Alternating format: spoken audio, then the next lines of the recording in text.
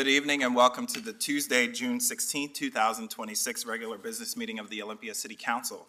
For the record, we have a quorum with Councilmember Vanderpool excused tonight. So with that, I need a motion to approve tonight's agenda. Move approval. Second. All right, all those in favor of adopting the agenda as published signify by saying aye. Aye. We have an agenda. So our first item tonight is item 2A, which is a special recognition proclamation recognizing Juneteenth. And we have a shared reading of the proclamation beginning with Councilmember Madrone. Whereas on January 1st, 1863, President Abraham Lincoln signed the Emancipation Proclamation, declaring that enslaved Americans in Confederate territory were free, paving the way for the passage of the 13th Amendment, which formally abolished slavery in the United States. And whereas word of the Emancipation Proclamation was delayed by over 2 years until June 19, 1865, when U.S. Army troops arrived in Galveston, Texas, to enforce General Order No. 3, informing residents that all enslaved people were now free. And whereas June 19th, also known as Juneteenth, has been celebrated by the Black community for more than 150 years as Emancipation Day, Freedom Day, and a symbol of liberation, resilience, and the ongoing pursuit of justice. And whereas Juneteenth celebrations have spread from the South and are now observed in states throughout the country. And whereas in 2007, Washington State officially declared Juneteenth as a recognized holiday, and in 2021, it was established as an official state holiday, reflecting a growing commitment to acknowledging the full history of the United States and honoring the contributions of Black Americans. And whereas the city of Olympia recognizes that the legacy of slavery, segregation, exclusion, and systematic racism continues to shape disparities experienced by Black communities today, and acknowledges the importance of truth-telling, healing, and meaningful action to address historic and present inequities. And whereas the history of slavery and the struggle for Black freedom is also part of Olympia's own story, including the life of Charles Mitchell, a 13-year-old boy enslaved in Olympia in the 1850s, who courageously escaped enslavement in 1860 through the assistance of Black abolitionists in the Maritime Underground Railroad to freedom in Victoria, British Columbia, reminding us that the pursuit of liberty and human dignity has deep roots in our region's history. And whereas, in the spirit of Juneteenth and its call to advance freedom and justice for all, the City of Olympia has demonstrated leadership in advancing racial justice and equity by becoming the first and currently the only city government in the state of Washington to adopt a resolution calling upon state government to study and pursue reparations for the harms and lasting impacts of slavery, systemic racism, and discriminatory public policies experienced by Black Americans, affirming the city's commitment to truth, accountability, and restorative justice. And whereas the state of Washington has now taken historic steps toward examining the lasting impacts of slavery and systemic racism through the creation of the Charles Mitchell and George Washington Bush Study on Reparative Action for Washington State's descendants of enslaved African people in the United States, reflecting a growing statewide commitment to truth, historical understanding, and the pursuit of reparative justice. And whereas Black community members, including cultural groups, local places of worship, youth groups, and civil rights organizations have been observing the Juneteenth celebrations in Thurston County for over 40 years, and whereas in 2026, the City of Olympia is honored to support regional community partners in hosting Juneteenth celebrations that uplift Black voters while encouraging all residents to learn, reflect, and participate. And now, therefore, be it resolved that the Olympia City Council does hereby proclaim June 19, 2026 as Juneteenth in the city of Olympia, and urges all residents to join in celebration of the significant moment in American history and its role in the heritage of our nation and in our city. Signed in the city of Olympia, Washington, the 16th day of June 2026, Olympia City Council, Dante Payne, Mayor.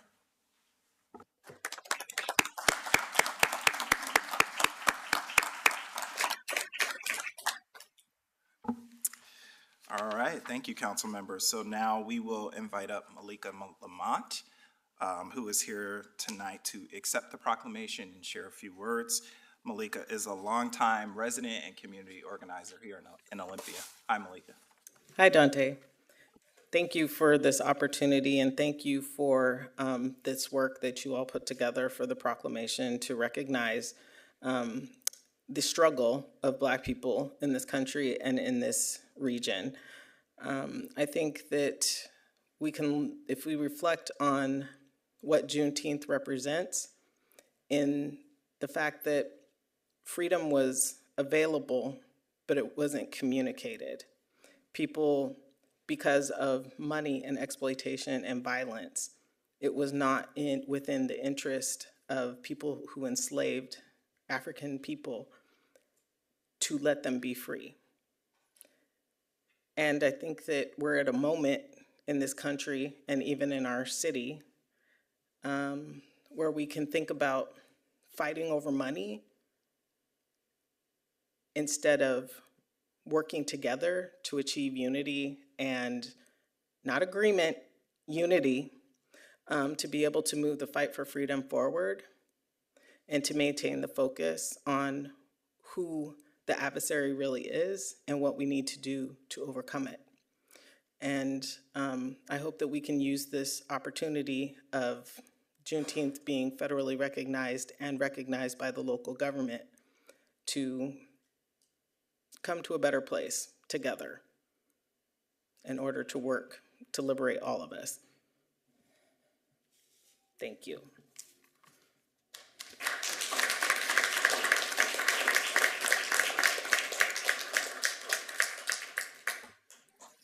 Thank you for your words, Malika. Are there any comments from council? Mayor Pro Tem Nguyen.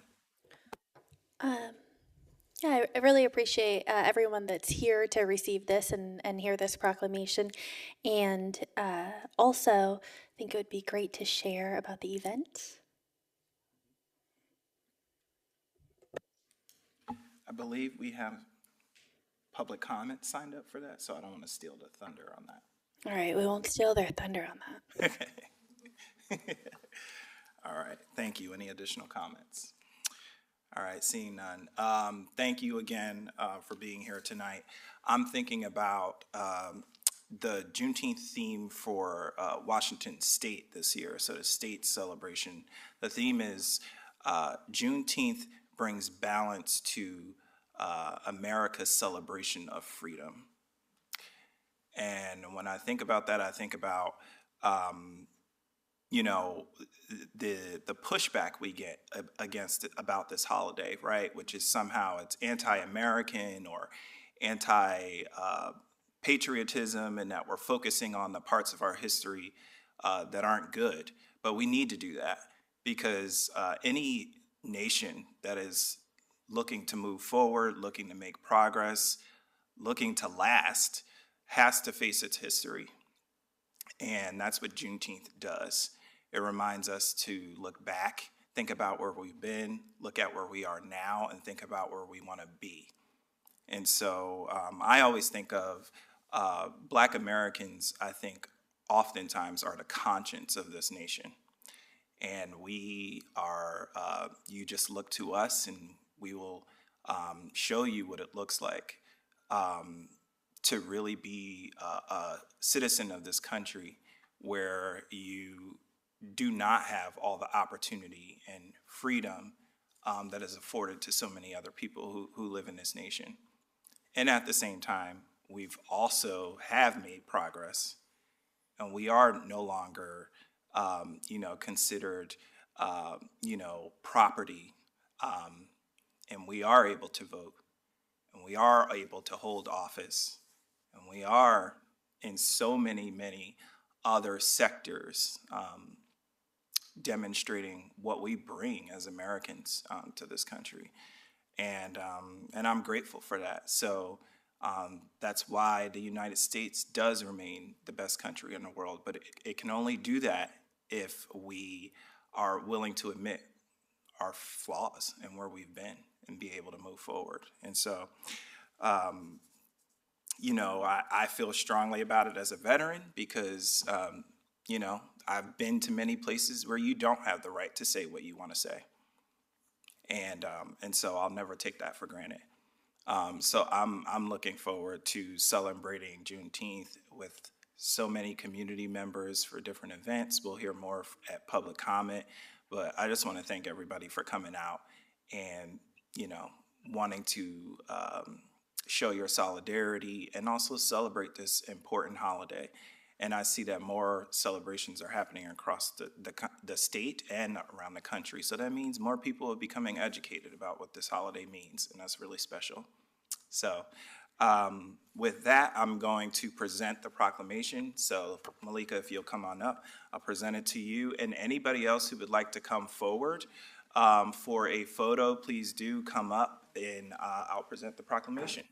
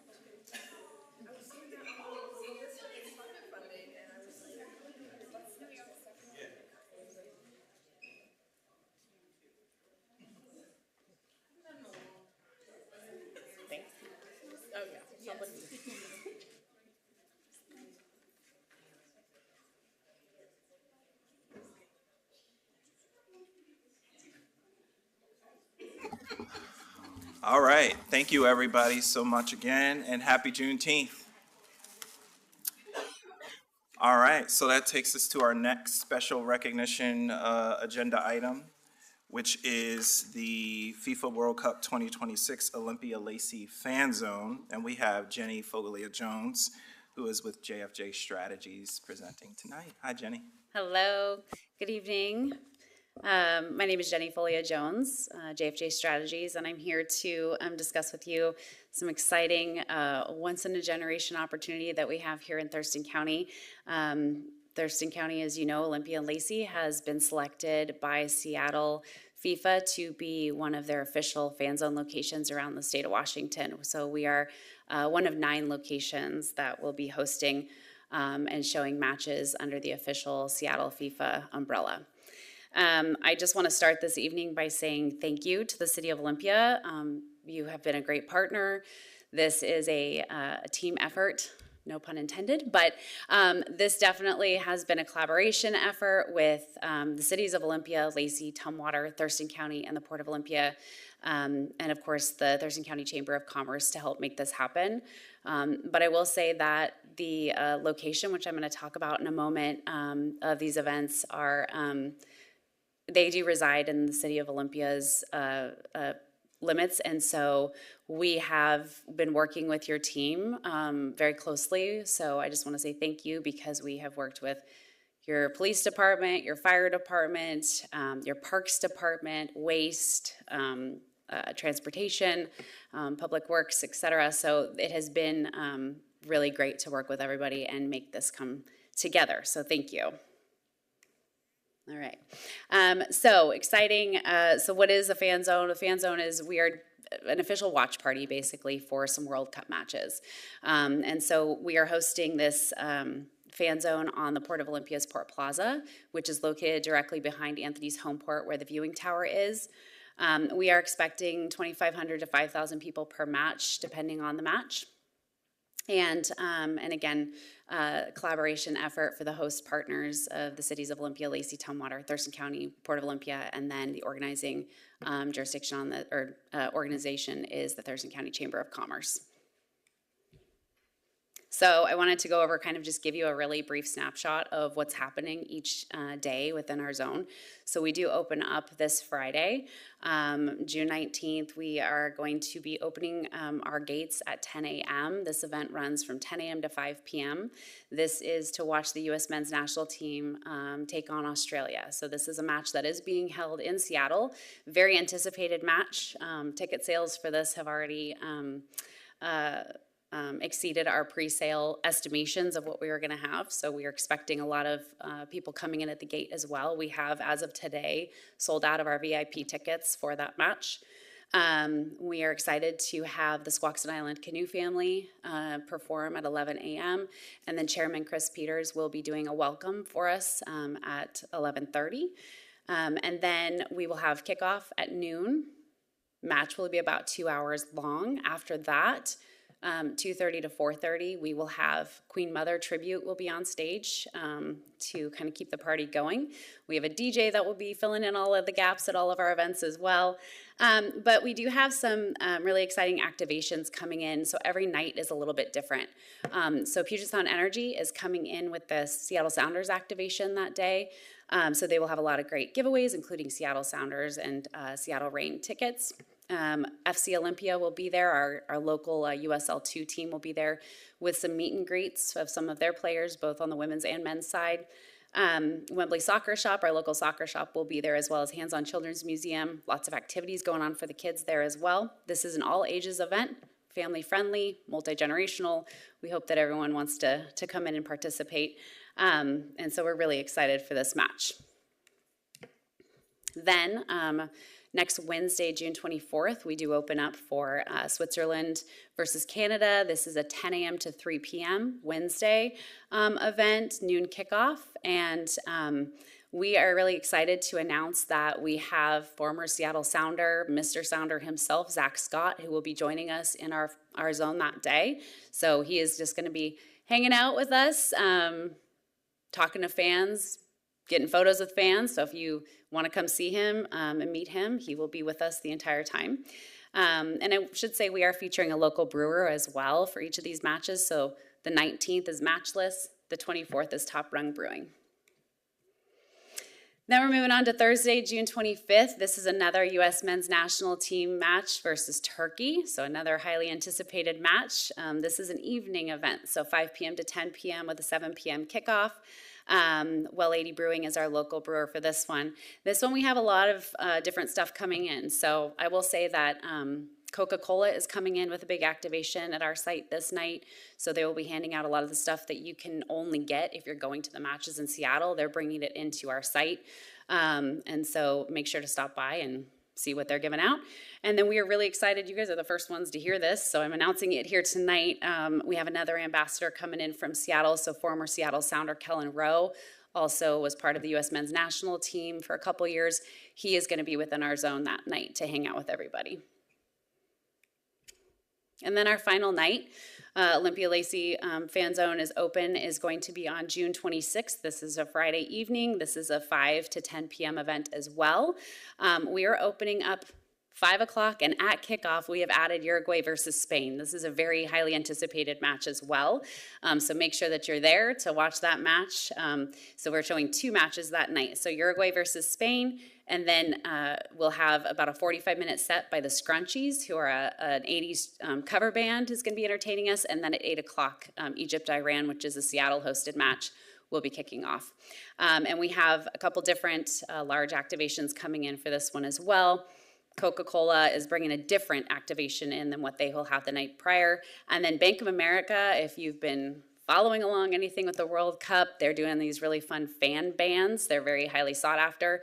We will have the fan band in our zone so people can make commemorative high-end, like, charm bracelets, basically. Think Taylor Swift and World Cup coming together.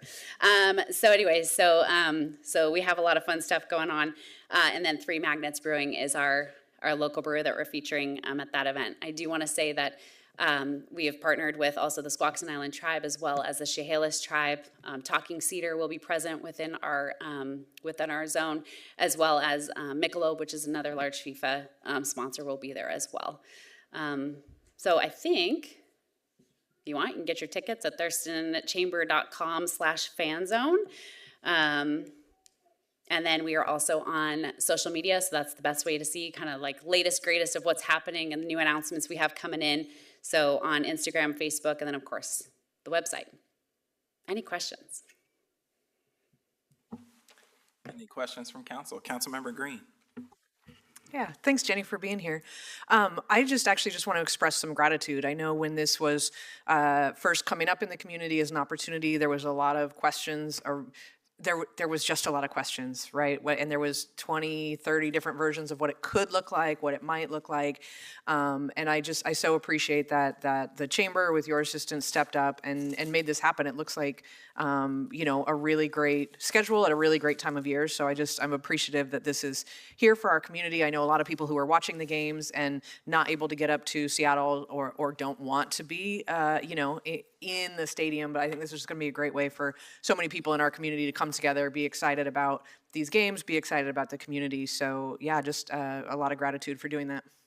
Thank you. Thank you. Additional comments? So this literally wouldn't be happening without you. So I'll just piggyback off of that. Thank you. Yeah, lots of meetings, lots of questions, lots of unknown. But thanks to you, we've been able to navigate all of that. And I've told you this before, I think you're like a Renaissance person. You do everything. And so, I'm just so grateful for your contribution to this. And the Mayor Pro Tem just opened up my scarf. So I'm gonna take some official action here and don my scarf appropriately. Nice. So that we can welcome World Cup to Olympia. So thank you so much, and very much looking forward to it, and I hope to see you on Friday. Absolutely. Thank you very much. All right, thank you. Yeah, let's come on up and do a photo of us.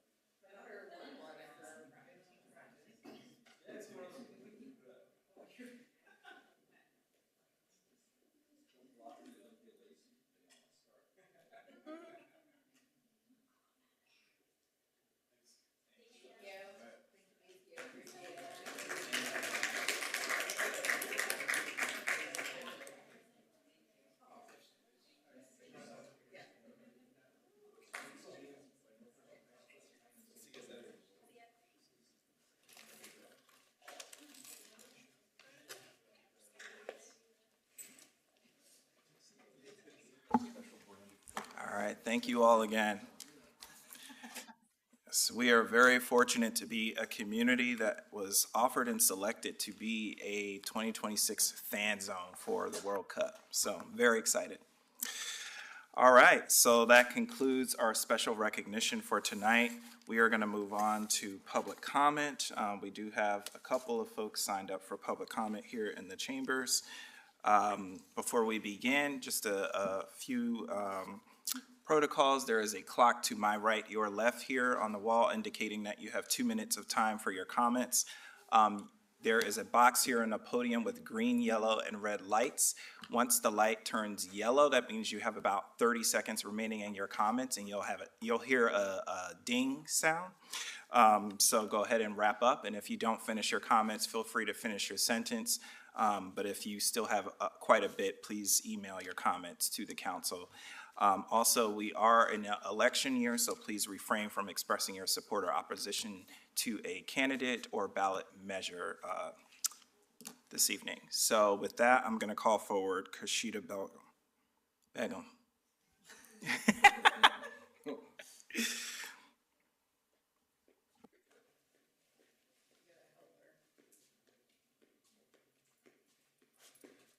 Followed by Tana Moorhead.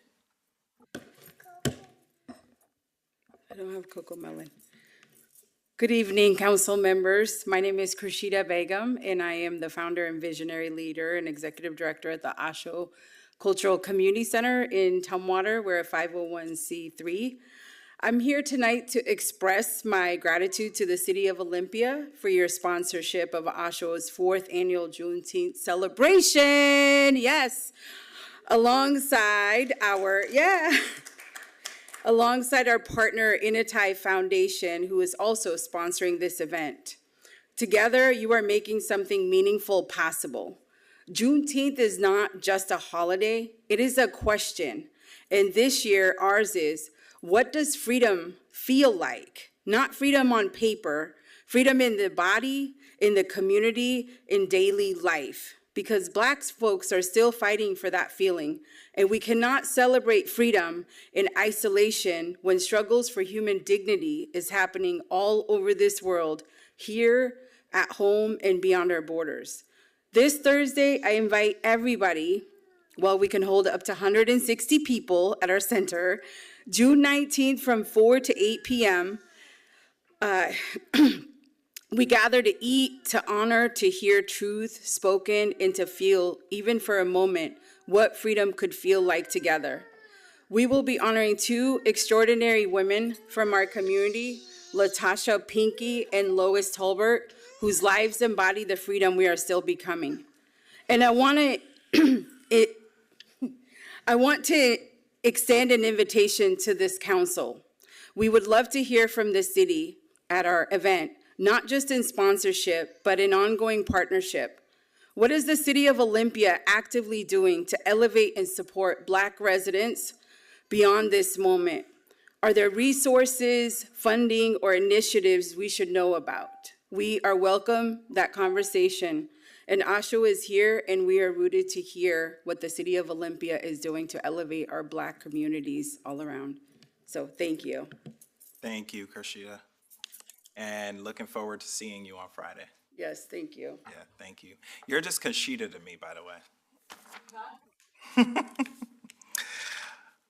Okay, we have Tanya Moorhead. Who's next?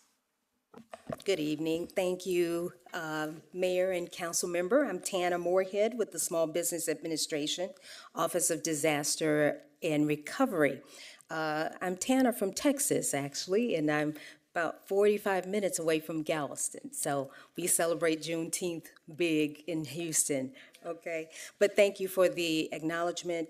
I'm here to share with you all our Small Business Administration Disaster Loan Program. The County of Thurston was declared as a declaration for the December 2025 storms. And our field staff is here to assist business owners, homeowners, and renters. We did have a deadline for June 10th for all those who would like to apply. That now has been extended to a grace period, and the deadline is August 9th. I do have material here to share with you, some handouts that I'd like to pass out to you, but wanted to make sure that you are aware of the program so that you can share with your constituents, perhaps post on your website and social media channels as well. And also, I'm available to be contacted if anyone has any questions or anyone you'd like to refer to us. Thank you so much. Thank you. All right, so that concludes public comment for tonight. I almost forgot that we were in the public comment section of our agenda, and I started responding to Khurshida. But before I do, are there any additional comments or responses from council? Councilmember Madrone. Just really, really happy to have you all here tonight. Happy Juneteenth. And Khurshida, my daughter was just the same as yours. As soon as I was doing something, she needed my full attention. So we see you. Thank you. Additional comments? All right, seeing none. Ms. Moorhead, I believe you came into the chambers last week when we were actually having a study session, so thank you for coming back. I'm sorry about that. Once a month, we have a study session, so just look at the calendar and you'll know if you could come for a business meeting. I appreciate you coming and letting us know about this program, and we'll certainly take a look and make sure that we communicate it to our residents, so thank you. All right, and Kashida, as I said, looking forward to Friday. It's going to be wonderful, first time for us, and I look forward to sharing more about what we are doing as a city for Black residents and what we want to do, where we're going, and what we envision as several tangible solutions specifically for me, for making sure that we address disparities, but then also addressing the wealth gap for Black residents. So looking forward to talking with you more about those things. All right, so that concludes public comment for tonight. We are going to move on to adoption of our consent calendar. I need a motion and a second. I move we adopt the consent calendar. Is there a second? Second. All right, we have a motion and a second. I am tracking that we have two pulls for tonight. They are items 4I and 4J. 4I is the approval of a resolution authorizing an amendment to the Construction Support Services Agreement with SOMAS Incorporated for Phones Road Improvement Project. And then also for 4J, which is the approval of a resolution authorizing change orders to the contract with Pivota Brothers Construction for the Phones Road Improvement Project. And we have Jim Rio, who is project manager in Public Works, presenting.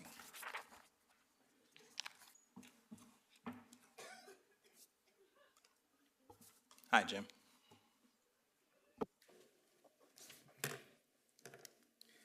Good evening. For the record, my name is Jim Rio. I'm with Public Works Engineering, the project manager for the Phones Road project. So what brings me here this evening is we've reached our code limit, or just about, for authorizing change orders without coming to you for approval. And we're asking for a fairly large amount for 3 change orders that are part of the packet. The reason we're here tonight asking for these change orders has everything to do with the complexities that we ran into on the project when installing underground utilities. So from May of 2025 until about September, maybe into October of 2025, the main body of work on the project was installing underground water main and what we call a joint utility trench, basically taking communication and electrical equipment that is on utility poles and bringing it underground. So it's a very challenging job to get that work done, even when you know where everything is under the ground. Unfortunately, as documented in change order 8, I believe, we documented 150 times that we ran into utilities underground that we didn't know was there. And it was simply poor mapping, sometimes just a buried wire that we had to figure out, well, what is that? So when you go into those situations, the contractor has to stop, figure out what it is, and then come up with a plan to proceed. And there are very real costs associated with that. And so really that's at the heart of what we're here. There are other items, less controversial, less interesting, but the vast majority of the change order, the reason for the change order, and the amount that we're asking to expand the contract are related to that kind of simple fact. So there's really not much more to say about what's before you from my perspective, unless you have any questions. The other thing that you'll see in the package is actually change order 9. The team did an analysis of kind of where we are now in the contract and where we expect it to land, and figured out, well, where do we think like maybe flaggers we're going to have to pay more than we expected. And so we've captured that in the change order so that we don't have to do this over and over again. So I'm happy to take any questions you might have about the change orders before us. Oh, and there's the other one, the second change order for SOMAS. As you can imagine, each one of these change orders required quite a bit of negotiation with the contractor. And so on the Phones Road project, because of the amount of resources we need to staff the project, we hired SOMAS to give us an entire, what we call construction management team. So they were very instrumental in helping us negotiate every bit of the change orders before you. And they are also on the project for 40 more days than they planned. So we've got a whole extra team that we need to keep on the project, and that's the basis of the supplement to our agreement with SOMAS. All right, thank you, Jim. Any questions or comments from council? Councilmember Madrone. I remember when we were doing the big reconstruction downtown, he was digging around and finding shell middens, and now over here on the east side, it's utility wires. So what I'm hearing is that whenever we're undertaking a big project like this and digging up old dirt, we're gonna find something that's gonna make us have to pause every now and then. I've driven around in that area, and you know, there's so much going on. I can't imagine all the different things you all are having to coordinate with the contractors, but really glad you're doing it, and I'm looking forward to this project being complete. I think it's going to be really good. Thanks for all your work. Great. All right, thank you. Thank you. Ditto. We want to keep this project moving. I see it all the time online. When is this going to be done? October. Yes. Thanks. All right, so we have a motion and a second on the floor to adopt tonight's consent calendar as published. All those in favor signify by saying aye. Aye. Aye.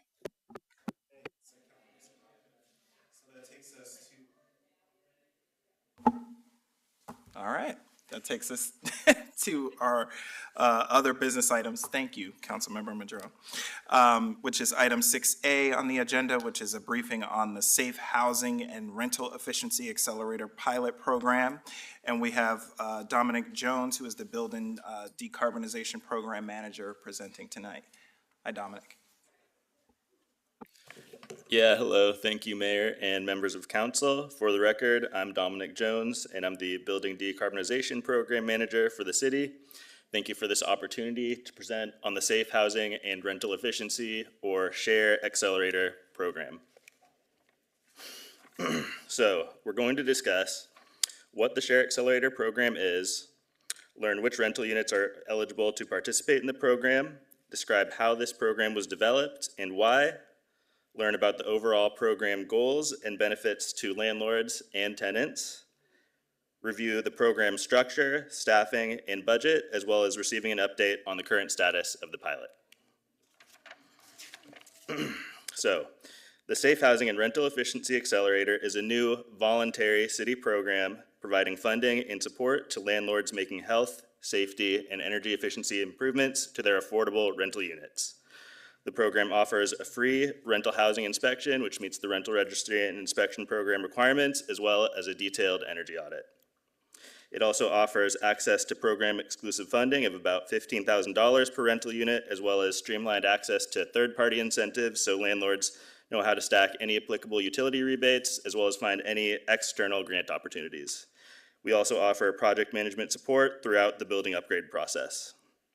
In exchange for receiving the funding and program benefits, units participating in the SHARE Accelerator will agree to being maintained as an affordable rental for a 7-year period. This program was developed by the city's climate and housing teams in partnership with Olympia Community Solar, who is helping administer the program. So, in order to qualify for the SHARE Accelerator, the rental units must be located in and registered with the City of Olympia Rental Registry and Inspection Program, as well as meeting low-income affordability requirements. So this includes subsidized affordable housing, which is already subject to an affordability agreement, as well as naturally occurring affordable housing serving households at 80% or less area median income. The program is focused on serving single-family rentals, as well as smaller-scale 2 to 4 unit multifamily buildings, including ADUs. Taking a look at the program history and how it was developed.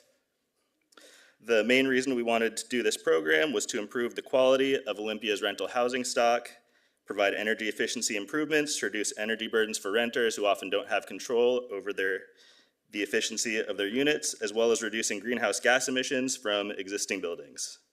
The built environment is the largest source of local greenhouse gas emissions, and retrofitting existing buildings is crucial in achieving the city's climate goals. This is highlighted by policy PL 5.8 in the climate chapter of the Olympia 2045 comprehensive plan. Additionally, the community also identified insufficient access to heating and cooling, high heating and cooling costs, and environmental health risks such as mold as their top 3 environmental health concerns in the 2023 assessment of fair housing. So the Share Accelerator program has been in development for a few years, and we're finally excited to bring it forward. The idea for the program began in 2023 when the city and Olympia Community Solar received a $400,000 award for a concept application to phase 1 of the U.S. Department of Energy Buildings Upgrade Prize. In 2024 through 2025, city staff and Olympia Community Solar were working on submitting an application for phase 2 of the Buildings Upgrade Prize for a 20-unit pilot. And, excuse me. Yeah, so we worked for about 2 years working on submitting that application for $400,000 additional of Buildings Up Phase 2 funds. So throughout that process, we received some very helpful technical assistance from DOE consultants. This involved a building stock analysis that took a look at the energy characteristics of rental units in Olympia, as well as receiving some feedback on our rental registry and inspection program checklist. Unfortunately, phases 2 and then the future phases 3 and 4 of the Buildings Upgrade Prize were placed on an indefinite pause by the Department of Energy. So we were hoping to work towards an additional $800,000 to $1.2 million of one-time funding to develop a full-scale program, which is no longer available. Fortunately, we've been able to adapt and have designed a smaller 10-unit pilot with our existing Buildings Up Phase 1 funds and launched our applications in March. We've also pursued other grant funding and assistance opportunities to help support the program, including a $350,000 PSE decarbonization grant, which was just executed last week for heat pump and heat pump water heater electrification.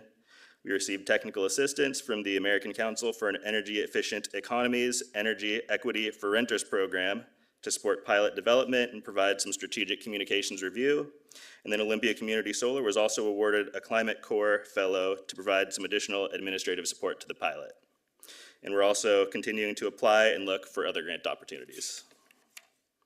So beginning to look through the program goals, the primary goals of the Share Accelerator are to improve the health, safety, and comfort of existing rental housing while maintaining the affordability for tenants.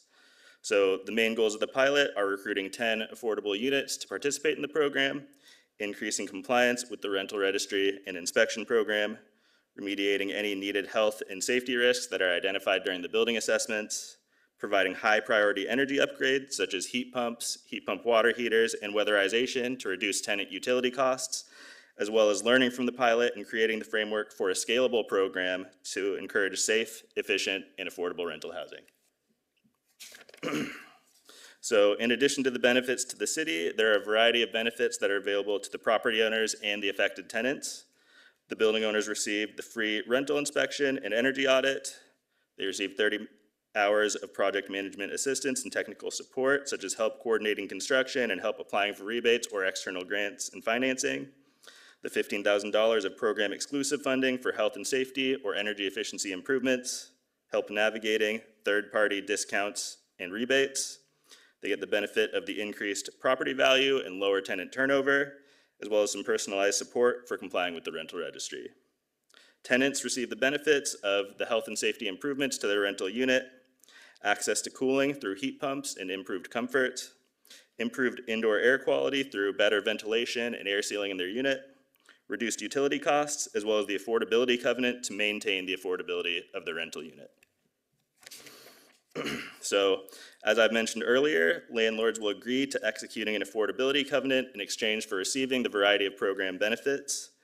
The covenant is a 7-year agreement attached to the property deed, and the main requirements are that the property is maintained as a rental and rents must be maintained as affordable, which is defined as a household at 80% or less area median income, spending 30% or less of that income on housing costs, including utilities. Moving on to how the program is structured.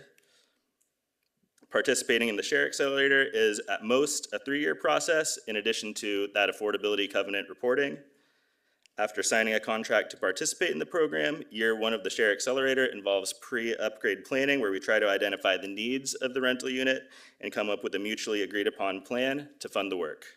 During year 1, the building owners will receive the 2 building assessments, a custom report outlining upgrade recommendations and potential costs for those upgrades, and then staff will work with the building owner to develop a final scope of work as well as a funding strategy. Once we agree to that scope of work, the city will execute a funding agreement to pay for the program-funded improvements alongside that affordability covenant. Once that building owner is under contract, there's a 2-year period of performance to complete the upgrades through years 2 and 3, though we expect a lot of these upgrades will be able to be completed sooner. There's the 2-year period of performance to ensure the upgrades are completed in a timely manner so the tenant's not living on a construction site, as well as making sure those cost estimates we identified in year 1 of the program and the planning are still accurate. So during those years 2 to 3, staff will provide the building owner project management support and quality control review to make sure owners and tenants know how to operate and maintain the improvements that were made to their unit. Finally, after the upgrades are completed, the owner will submit proof that their rental unit continues to meet the requirements of the covenant during their annual rental registration. So throughout the 3-year program, city staff and Olympia Community Solar have different roles in administering the program.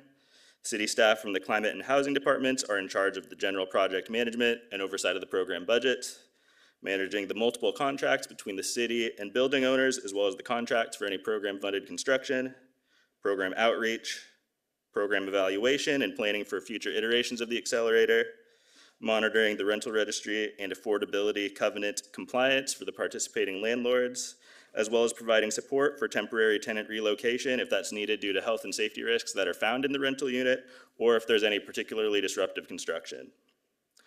Olympia Community Solar provides a majority of the participant-facing program administration by coordinating and scheduling the building assessments with the landlords and tenants, creating the upgrade report and presenting the assessment findings to the building owner, providing procurement support for program-funded work, providing the 30 hours of project management assistance to the building owners, and providing grant application support for those future funding opportunities. So currently, the 10-unit pilot is fully funded by one-time grants. This is limited to the city's $350,000 from phase 1 of the Department of Energy Buildings Upgrade Prize, as well as $350,000 of PSE decarbonization grants, which is limited to gas to heat pump and gas to heat pump water heater retrofits.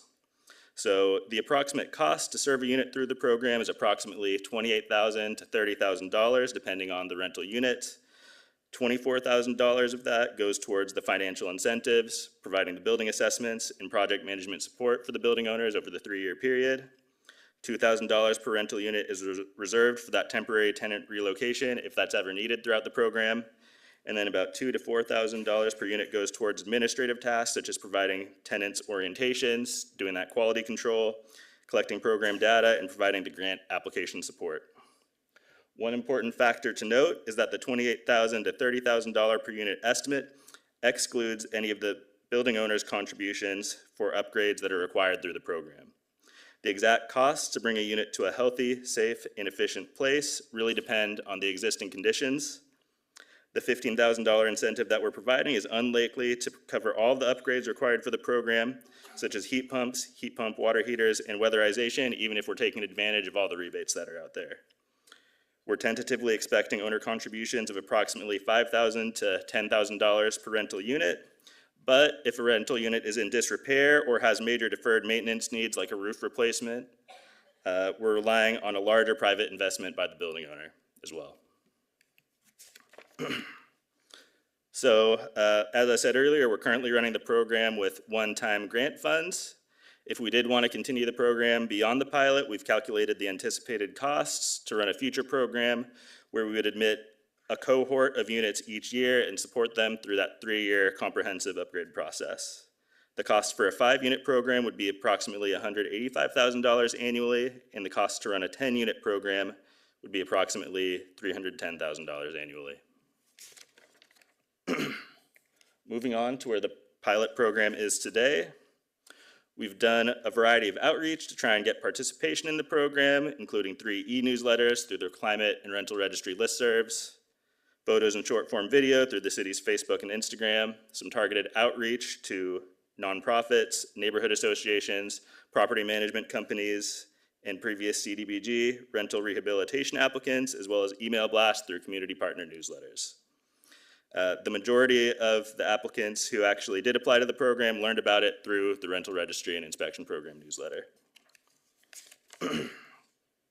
So, since this is a pilot program, one of our goals was to serve a variety of rental unit configurations, such as having a certain number of single-family units, in addition to a certain number of multifamily properties. And we also wanted to provide the benefits of the program to multiple property owners, so we aren't just distributing funds to a single landlord. If program demand exceeded our available funding, we plan to review complete applications by submission date and select them according to those goals to serve a variety of properties, which I mentioned earlier. So, taking a look at the application process, our applications opened on March 2nd, 2026 and closed on April 30th. We ended up receiving 10 total applications for 15 rental units, and we've paused recruitment in the meantime since we've hit our expected capacity and are working on bringing the current applicants under contract. There have been 10 units that have been provisionally selected pending execution of a program participation contract, and a few of the applications for the 15 rental units were ineligible due to not being registered with the rental registry, exceeding the affordability limits for the program, or not being respondent to program staff after they applied for the program.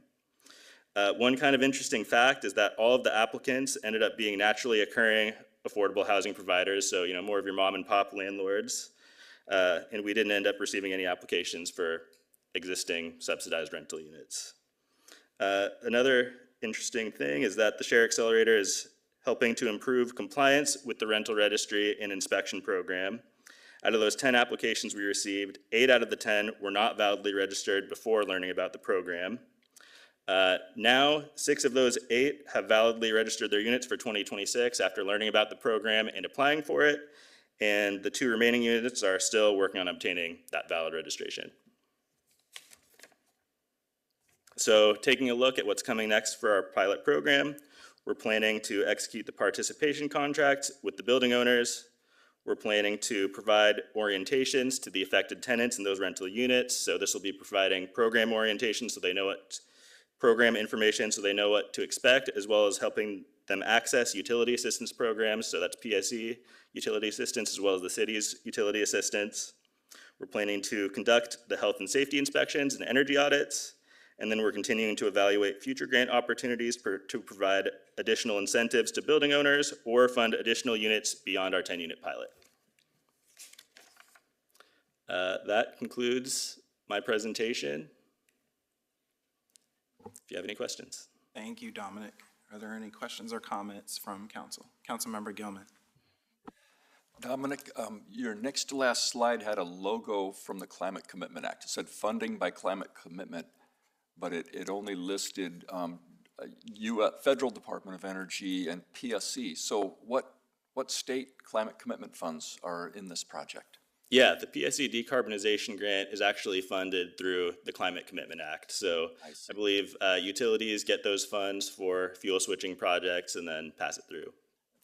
Thank you for that clarification. And I'm a little bit of a broken record on this, but I think these projects that are in the tens of thousands of dollars per unit create a longer term for that naturally occurring affordable housing. They increase the livability, the air quality for starters, for the people who are living in them, and they lower the utility costs. So compared to each new unit of affordable housing we do that's 10 times that cost, I think it's a really smart investment.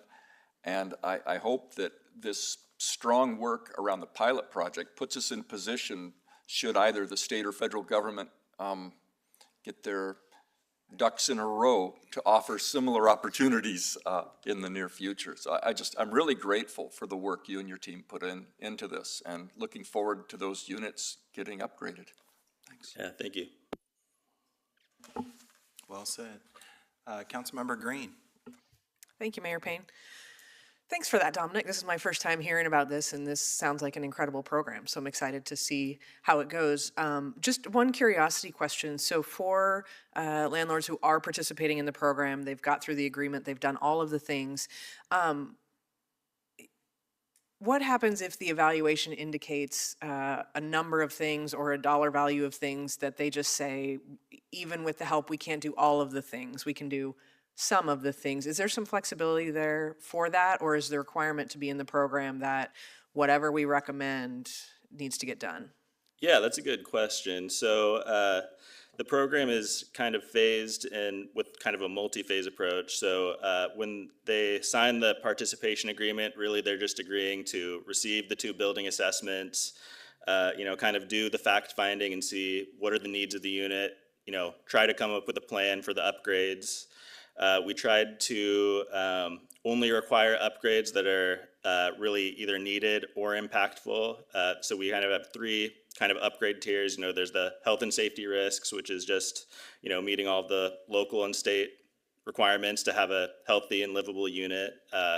We have the high priority energy upgrades, which are, the heat pumps, the water heater, and light touch weatherization. So trying to just limit it to the upgrades that are the best bang for your buck, better value, so to speak, without kind of a longer payback period and not offering a lot of energy savings.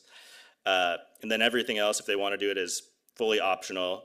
So we would present them, the list of this is what is required for your unit. This is how we propose paying for it. These are all the incentives you would be able to stack to do it. And this is your expected investment. If the building owner's investment was too high, they wouldn't be obligated to proceed with receiving the program funding and signing that affordability covenant. So trying to be fully transparent, presenting the exact options of, this is what it's going to be, and yeah, they have that option. Thank you. All right, additional comments or questions? Councilmember Madrone. Thanks for the presentation. This is a long time coming. I remember when we first got that prize. It was so exciting. And I don't have any particular questions, but I just want to highlight the partnerships that have made this happen between city departments. I see Olympia Community Solar is here with us, with community organizations, you right there. And also it sounds like with all the outreach, like the word is getting out. So my hope is that, we get 10 projects underway and we have 10 landlords who are like, wow, that was so cool. And we have 10 tenants or tenant families or, groups of people renting homes that are like, wow, my energy bill is lower, or at least not as high as it would have been. And that through this pilot, we can build a really good reputation for this program so that, as Councilmember Gilman said, as more and more funding becomes available for things like this, we're able to move this into growing in the future.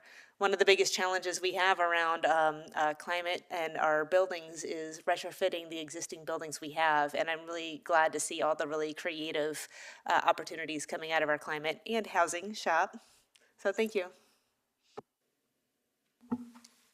All right.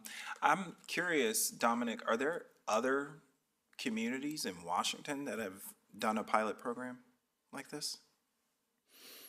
I'm not aware of any other programs exactly like this. I know there are other navigator type programs. Oftentimes those are for larger buildings, usually to comply with a building performance standard, which is usually for larger scale commercial or large multifamily buildings.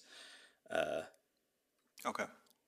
Yeah, I asked just because what I really appreciate about what we're doing here and especially with this pilot program is I think it complements our rental registry program very well.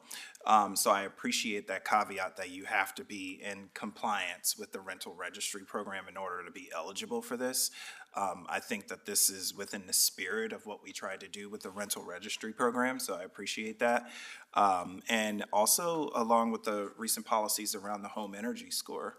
And so this is, really sort of a package of making sure that we have safe conditions and preserving our housing stock here in the city. And so I just really appreciate this pilot, and I look forward to seeing what comes of it. Thank you. All right. Amen. That's it, yeah. Thanks. Thanks. All right. So that takes us, yeah. Let's give it up for Olympia Community Solar. Thank you for your partnership. All right. So that takes us to our final business item for tonight, which is item 6B on our agenda, and it is the approval of a resolution authorizing the 2026-2028 Inspire Olympia funding. And we have Mary Grace Gaddu, who is our Inspire Olympia Program Manager, presenting, and she is joined by Melissa Mead and Amelia Layton tonight. Good evening, Mayor Payne and City Council members. For the record, I'm Mary Grace Gaddu. I'm the Cultural Access Program Manager for Inspire Olympia.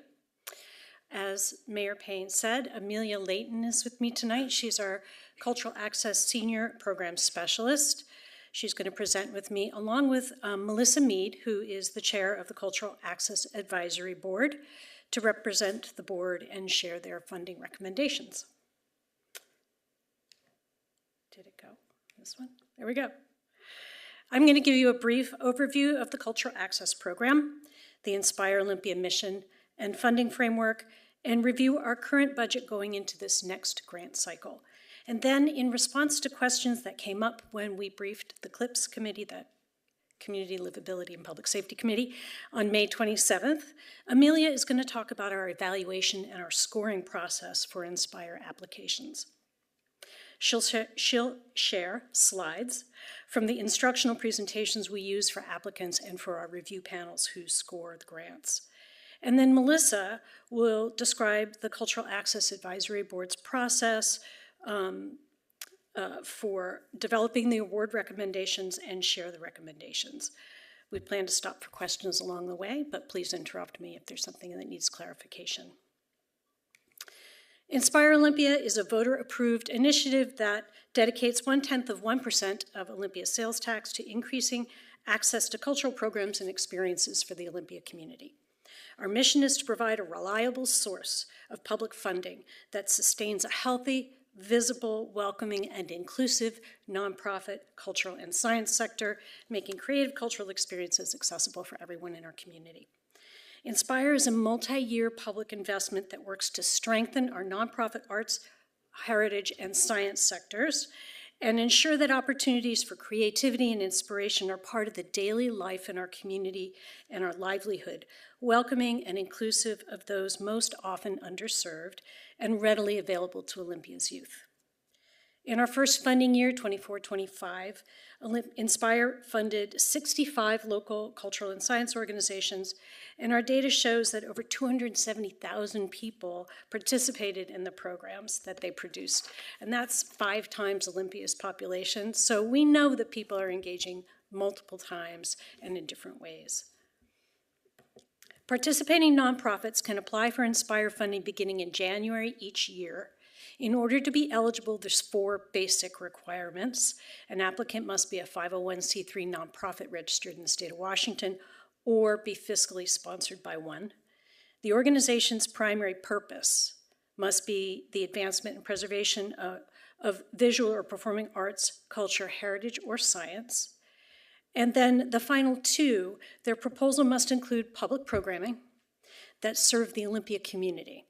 And this location requirement for programming specifically means that the majority of their public programs, events, or activities physically occur in Olympia or for Olympia Public Schools, or a majority of the organization's programming serves Olympia community members.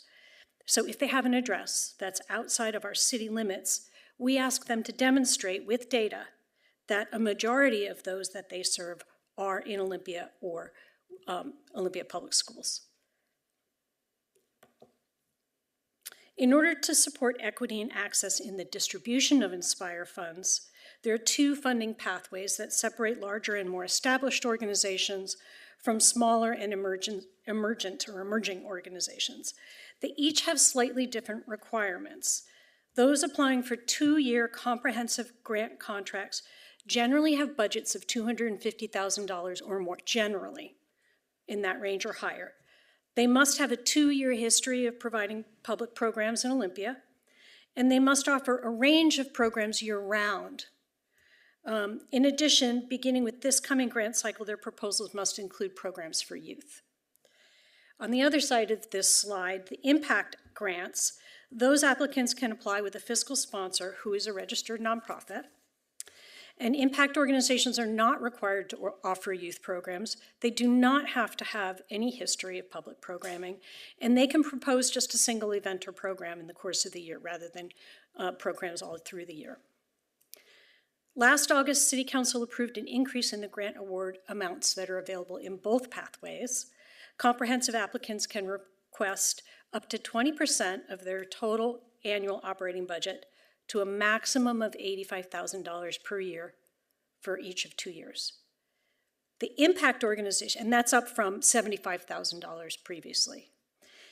Impact organizations can request from $5,000 to $50,000 for a single year contract, and they must demonstrate a one-to-one match of resources to support their proposed work or their grant request. So that match can come in any combination of volunteer time, in-kind donations, and cash resources equal in value to their funding request. And volunteer time is valued at $41.70 an hour now, which is pretty high. So that's not a particularly high bar. These are our funding goals. Contracts for services are competitively awarded to eligible organizations who best demonstrate how their programs meet Inspire Olympia's funding goals to support public programs in arts, culture, heritage, and science, increase access and reduce barriers to participation, especially for underserved populations, expand access to youth education programs in arts, culture, heritage, and science, support sustainability and collaboration among our organizations, and support programming by and for culturally or ethnically specific communities and underrepresented groups. These funding goals were developed initially by an ad hoc advisory committee in 2022. They've been refined a bit by a cultural access advisory committee, and they have come to City Council in the past, most recently last August, for your approval. And we'll bring them back every 2 years in advance of each 2-year funding cycle, but we can bring them back more often if there's a need, if there's a community request or City Council priority that would drive that reexamination. Also, our Cultural Access Advisory Board has a retreat meeting each summer, usually in July, to review program implementation and talk about what's working well and what may need adjustment. They begin with mission and with these funding goals, and they'll dig into program outcomes of the previous year, critique the application and review process, and look at possible changes and adjustments to all the elements of the program. They might make refinements to our definitions, to our eligibility, to consider eligibility issues that may have come up. And this summer time frame for continuous improvement allows for any significant changes to come to City Council for approval in the fall so that we can get them into the next set of guidelines ahead of the next funding cycle. Last year, their discussion led to the increase in funding levels that you later approved in August, and the addition of the requirement for youth programming. Our application cycle begins each year in November when we release the application guidelines. This is our operating instructions. This is our, my copy is tattered because I refer to it often. They cover all of the eligibility requirements. They offer detailed instructions on how to apply. They include prompts and examples for every question in the application to help applicants fully answer each one. Attached with your staff report is a copy of the application components section from our guidelines with all of the application questions and prompts. So for this coming cycle that will begin July 1, contracts hopefully will begin July 1, 2026, we published our guidelines in November 2025. And we offered 2 application support sessions that we held online, and then we published them on our website so people can go and listen to them anytime. And then, so there was a workshop for comprehensive and a workshop for impact applicants. And then on top of that, Inspire Olympia staff are available for one-on-one meetings and by phone or email to answer questions, offer clarification, give coaching, help those applicants submit the best possible application. Because staff do not score The proposals, we're free to read, review, and comment on drafts before those applications are due. I'm going to stop and see if you have any questions. Thanks, Mary Grace. Any questions? Seeing none? Okay, thank you. I am going to now review the budget, the program budget with you quickly, and then I'm going to turn it over to Amelia to kind of pick up where I've left off and talk about how we receive and review applications. So this is an updated version of the spending plan that you saw last August. It targets a fund balance by the midpoint of 2029, and that's going to be kind of the middle gray line all the way to the right, of between $500,000 and $600,000. That is the point at which the tax must be reauthorized for the program to continue. So 26, 27 is in that first column on the left, and then you can see the progression over time. Income is the top, the middle band is expenses. The goal of this extended plan and gradual spend down is to fully utilize the available funds, optimize community impact, and offer steady funding levels over time, supporting our mission to be a reliable source of public funding. Income from the cultural access tax revenue for the coming 12-month grant period is projected at $3.38 million. And you'll see that in the budget. It's the second line in that first column, annual cultural access fund projected revenue 3.38. We have budgeted to spend 97% of that this year on grant contracts alone. And over the next 3 years, we'll continue to budget an amount equal to about 95% of the annual cultural access tax income just to go to grant contracts. This is possible because tax collection began 18 months before our first grant cycle, and also because as a startup program, it took a little time for the community to kind of get on board and really fully utilize the opportunity. So in addition to that, $390,000, the next line down under expenses, is the recommended budget for the cultural access in public schools. And that's broken out under the green bar. So the $390,000 will go toward the things that are listed there. A transportation reimbursement to Olympia School District of about $60,000. That's worth about 300 bus trips, which is pretty exciting. One staff person, and funding to support cultural programs within the school day. It also includes funding for workshops and training to help our funded organizations design and deliver programming that really meets teachers' needs and addresses the Olympia School District's teaching and learning goals.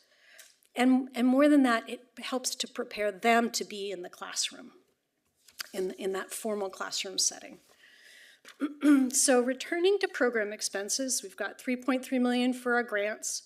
We're recommending $390,000 for the cultural access programming in schools. We have $60,000 budgeted each year for capacity building for our funded organizations. Our Inspired and Connected initiative works to build connections among our cohort, network them together, and promote interdisciplinary partnerships and educational opportunities. And then finally, the budget allots 11% for administrative costs. Just a final note, again, our program expenses intentionally exceed the cultural access, our total program expenses exceed the annual revenue to achieve that gradual spend down over the next 5 years. I'm going to turn it over to Amelia, unless you have any questions. And I'll be back later. All right. Okay. We're ready for you, Amelia. Thank you. For the record, Amelia Layton, Senior Program Specialist for Inspire Olympia. So proposals are scored under the following categories and to wit how they relate to the funding goals. So these categories are built to relate to the funding goals. We're looking at programming, merit, and value, youth education programs for those organizations who offer them, community engagement and impact, equity and access, and then they differ between comprehensive and impact, with capacity and feasibility, which is for our impact pathway, and that's really looking forward. I'll talk a little bit more about that in a second. And then management and operations, which is really looking at the organization as a whole, and that's for our comprehensive 2-year pathway. So all of these are published in the application guidelines, and a copy was included in your packet tonight, but this is an expanded description of all the criteria we look at when we're looking at programming and merit and value, as an example. Our reviewers are using a 10-point scale that they actually aren't doing the math. Our submittable program is doing the math. So they're looking at the application and our review criteria and picking one of these signifiers of like, it does not address the criteria at all. There are critical gaps. Some criteria addressed sufficiently and some other areas are missing. Or meets and exceeds all criteria components. It's hard to get meets or exceeds all criteria components. It was designed to be a challenge and to offer room for growth. So that's also why you won't see a ton of perfect scores. This is coming right out of our reviewer orientation. So when they are looking at the whole application and then they're looking at a category like programming, merit, and value, at minimum, all applications should demonstrate the following things. So if those top 2 bullets are not seen, then the application does not address the criteria at all. Now, if they are seen, and then some of the lower bullets of the most successful applicants will demonstrate some or all, then that's where reviewers will judge the strengths in those areas and their connection to funding goals, and then they might score in some of the ways that you see there on the bottom right. One thing about this is,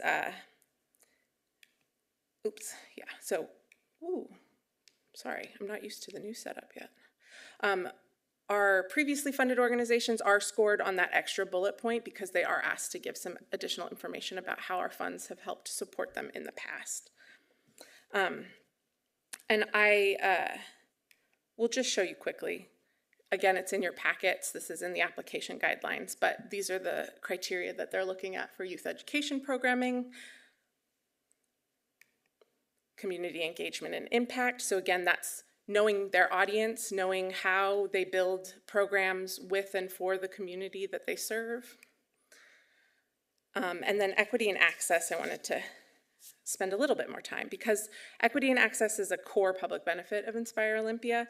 Our guidelines include pages of explanation about what we define equity and access as, and then also it offers examples of how to think about a variety of aspects of access.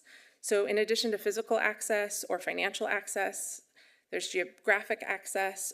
We also discuss welcoming and belonging, communications and promotion, interest-based access. So how are organizations engaging with their audience to know that this is something that they want to participate in?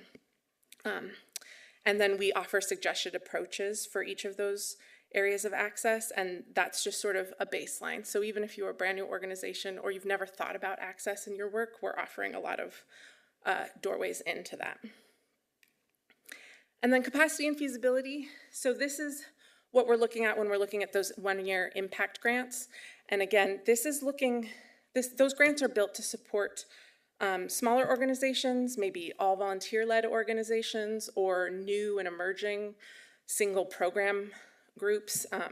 And so it's really looking forward. It's looking at the next funding year. So it's looking at, do they have the capacity to say they're going to do what they're doing?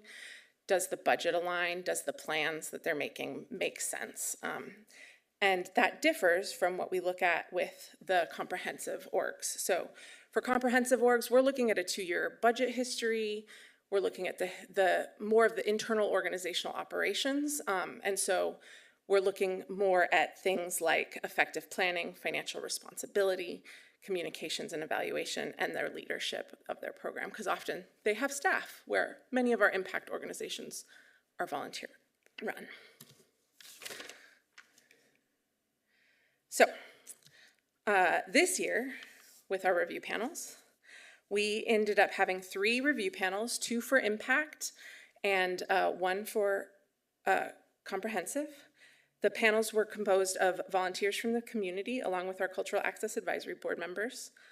When we're looking for volunteers, we're looking for people who have an active interest or relevant experience in the cultural community, arts, culture, heritage, and science, and or related areas like education or nonprofit work, regional and local economic development, and cultural access. We're looking for diverse representation across the science and the arts, and we're looking for lived experience, professional experience, volunteer work, and we're trying to find a variety of folks who come from different identity groups. And then one or more Cultural Access Advisory Board member is on each panel. So there's a few experienced folks who have done this in the years past, and they know the ins and outs of the program really well. So if my 2.5-hour orientation didn't get that in their heads, they have some friends in the room. So this is this list of review panel members is also attached in your staff report. And then I just want to talk for a second about how they're selected. So this year, as in previous years, we filled 2 seats with an arts commissioner, a heritage commissioner, and additional seats were offered to other cultural access communities. So we're the second in the state, so we offered them to some folks who are coming online. This year it included San Juan County and Vancouver. We ask our CAB members for recommended candidates for the remaining seats, working to include representative perspectives, experiences, and diversity. We have a matrix that we track the attributes of these candidates to make sure we don't have any big gaps, and we try to throw a wide net because it's such a significant time ask of our community members. And then final selections are based on sort of rounding out that representation. So this has been a lot of information. Love to answer any questions if there are any. We welcome your input on anything that you've heard so far. And I do just want to take a second to thank everyone on this list for their time and perspective, and they offered a lot of valuable feedback that we then give to our applicants to help support the work they do and better applications in the future. Any questions? Seeing none. All right. Well, I think. Councilmember Barrett. Thank you. Being the new member on the council, I have a lot to learn, and I just had some questions. On the listing of the recommendations, there were 2 different lists, and obviously one list had higher donation recommendations, the other list had lower donation recommendations. Was there any other criteria between splitting up those lists, or? So those 2 lists were the funding pathways. So the comprehensive application is the smaller list you saw with the higher recommendations of funding. They have they can ask for more in that funding pathway. And then the larger list with smaller asks was the impact category. So I didn't quite catch that. So there is a screening process that allows you to either ask for more money or less, or a list of criteria as you meet. Yeah, so as Mary Grace mentioned in one of the earlier slides, there's some eligibility requirements. So those 2 funding pathways are to support smaller organizations and larger organizations, so that those larger organizations aren't eating up all the funding, essentially, which was a concern, especially of our ad hoc committee. And so there's a $250,000 average annual operating budget is sort of the break point for where you get more money in the comprehensive pathway or more money in impact to better support those organizations. The other thing about the comprehensive pathway is we are looking just at their financials. So many of our organizations that are in that impact, that larger group of funding that you'll see, are volunteer run, and we're counting that one-to-one match as just their volunteer time or the donated space that they do their meetings and their programs in. And so it's designed to support those folks getting up into a new bracket, essentially. And I did have one other question. When determining whether to offer an organization a grant, do you take into account other city grants that might be granted to that organization. I saw some names on the list You'll see some that are familiar funded names, yeah. through other sources in the city, and I just wanted to know if that was a consideration. It isn't a consideration on our admin backside, but I will note that reviewers do notice that. So especially for those smaller orgs, when they're showing our budget looking forward, they often will put maybe LTAC dollars or a sponsorship from the city for a program, and that can become some of their one-to-one match. And that depends on the reviewer, whether they see that as a little hesitant, a little yellow flag maybe, or if they're just like, no, that sounds good. They have what they need to do the program. So that's kind of comes from the knowledge of our reviewers. It's not flagged for then CAB, who makes the funding recommendations, to note, because they make the funding recommendations blind. So they're just looking at the scores and the ask. Does that answer your questions? Yeah, I think that does. Thank you. That's all I had, Mayor. Thank you. Thank you. Councilmember Gilman. Thank you for the presentation. This is always an exciting part of the year, and I know you presented some time back about the impact, about what the number of people, the number of field trips.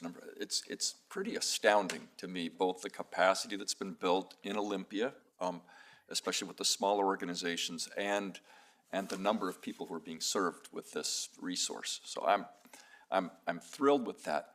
My question is, I've had a couple of different groups reach out to ask if we're taking a look to see that the science, technology, the environmental, that group of the STEM groups, if they're scoring about the same as performing arts groups, if there's some way to control, a sort of a crosstab to look at that. And then similarly, with the groups that are explicitly trying to serve historically excluded people or are by and for organizations, do you have a way to take a look and see if it's great efforts to make sure those folks have a shot, and do we have a way to look back at our results and see how that's going? Yes, and Mary Grace can speak to this once we get through the rest of our presentation. We do have a slide hidden here. Over the years, we've tracked, especially the science question that you ask, we've tracked self-identified categories. So when they apply, they say, I'm an arts, culture, science, or heritage organization. We understand there's a lot of overlap, and if we were to look at them, we'd probably cross-contaminate that a lot. But looking at that, as our increase in applicants comes, and funding orgs, so does the increase in those numbers. So it's proportionately a lot of arts organizations, but science has grown significantly as well. And so, yes, I would say with the peppering of scores, you're seeing success in both of those categories of organizations that are run by and for specific groups, and also across the breadth of arts, culture, science, and heritage. Thank you very much. Yeah. And Mr. Mayor, I'm going to recuse myself from the vote. I lead the board for the Bridge Music Project, and while I didn't participate in preparing the grant application, nor have had any involvement in the scoring process, I think it'd be better if I didn't vote on the motion. Well, before we get to the motion, we do have some more of our presentation. I don't want to jump Oh, yes. There's no more questions. Additional questions? Awesome. All right. Well, Melissa's going to talk about the review panel process and share those funding recommendations. Good evening, Council. For the record, I'm Dr. Melissa Mead, and I'm the Dean of Arts and Humanities at South Puget Sound Community College. However, I'm here as proud Olympia resident. I'll tell you on a personal note, my family and I moved here coming up on 9 years, and I work at the college. I'm a researcher and writer in the arts, and cultural history is my field, and my husband works at the senior services. He runs the development there. He acts in community theater around town, Mike Gregory, and my daughter Simone Mead went through Olympia High School, was immersed in the arts. She was the drum major. She's about this big. She was like leading the band. She plays at rhythms and open mic. She acts also in Olympia Family Theater and around different Harlequin and stuff like that. So we love it. We go salsa dancing. We are immersed in the arts and culture and are so proud to represent CAB here to talk about Inspire. Okay, enough about me. Incoming Inspire applications were reviewed by Inspire staff for eligibility, as they discussed, before being assigned to panels for consideration. Oh, thanks, Mary Grace. It's been a long day, too. This year, three applicants were determined ineligible for funding, and 94 continued on into the review process. As described earlier, the number of applications necessitated having 3 review panels, 1 for the comprehensive applications and 2 for impact, to divide the workload. Each of the impact panels reviewed almost 40 applications. Review panels each met to receive an orientation to the scoring rubric and online system, and then met again for a practice session to talk about how to approach the evaluation, how to calibrate our scoring, to ask questions, and to learn from each other. So in academic speak, we call this calibration or norming, and the goal here is to get some semblance of intercoder reliability. In other words, we're all assessing. It's a collective assessment, and so we want to make sure that we all interpret the rubric the same way. And it's meant to reduce bias and promote equity and all that kind of stuff. So we did this practice session together. Reviewers then identified any conflicts of interest and recused themselves from consideration of those applications. As I just said in my introduction, we're all enmeshed in the Olympia community. We all know and love all of these organizations, most of them, we've heard of. And so we identify those places where we sit on the board and recuse ourselves at that time. And the process is set up for this. So then reviewers individually evaluated, provided written comments, and engaged in group discussion of every application assigned to their panel. This was the brain-burning part of the exercise where we kind of locked in and really challenged each other and scored and compared scores and did all of that kind of stuff. Spent a lot of time together going over each application. Within each panel, scores were averaged across all reviewers to reach a final score, and the final scores were ranked from high to low. The panels each discussed qualitative groupings among the scored proposals and identified the group of top scoring proposals we felt are deserving of full funding. We also recommended ranges of scores for partial funding.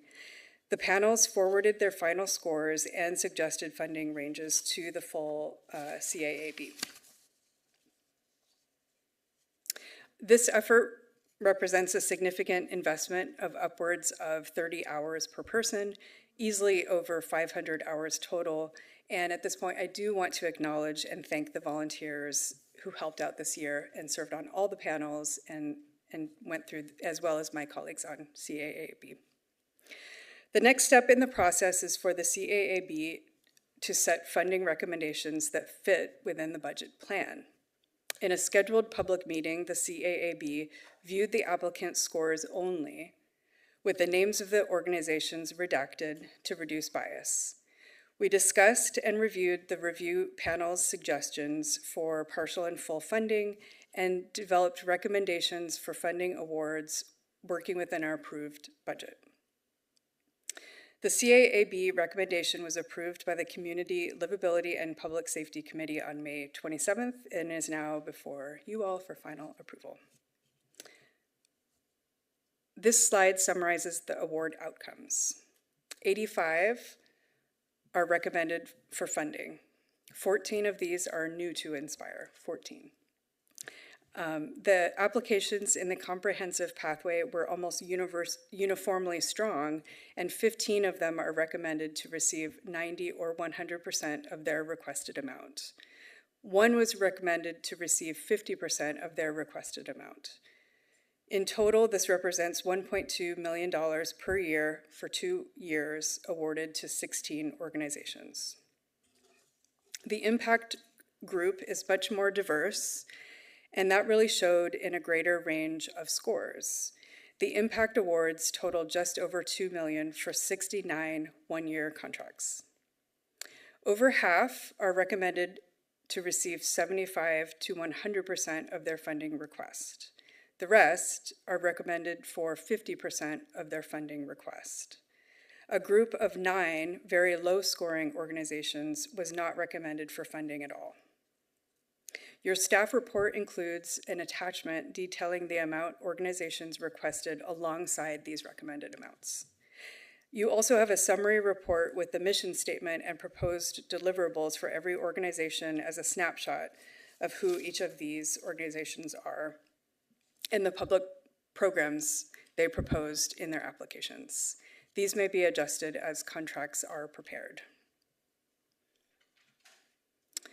These are the recommended comprehensive grant awards.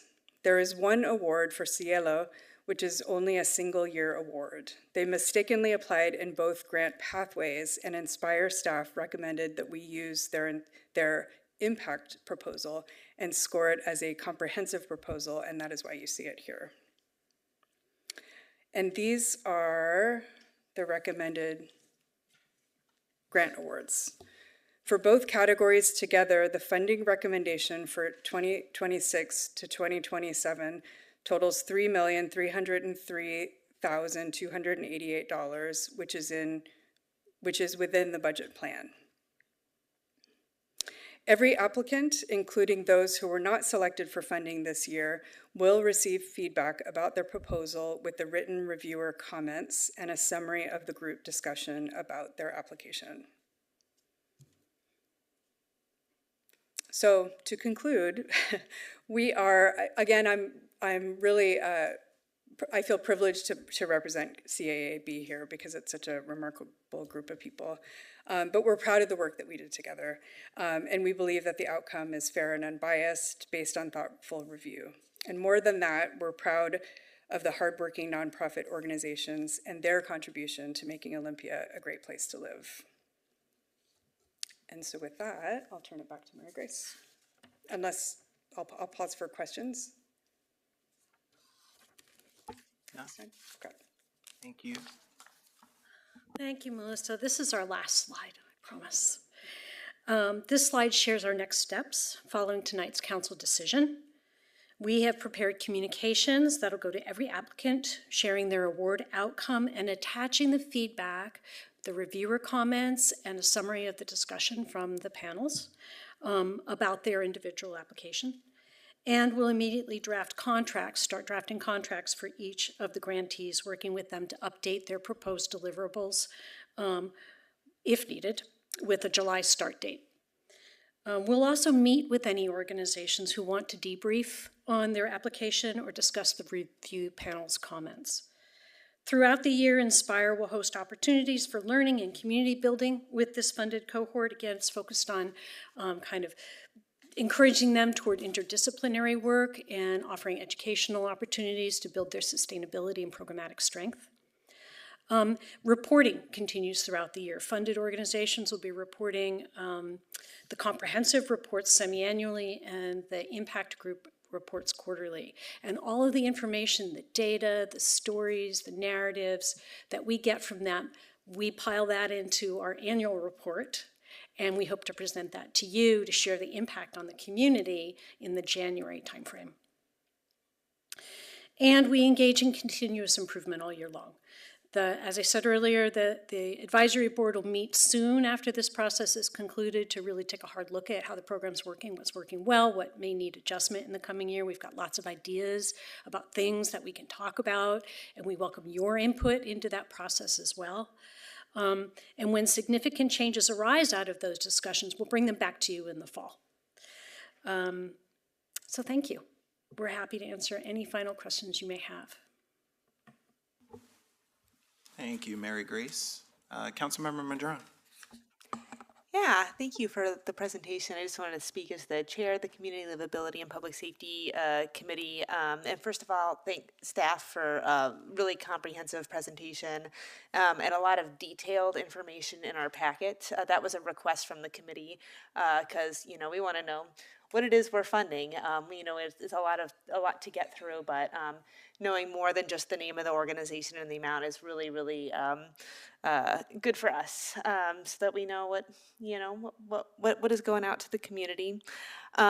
We did have quite a bit of discussion in the CLIPS committee, and it was not a unanimous vote to recommend to move this forward.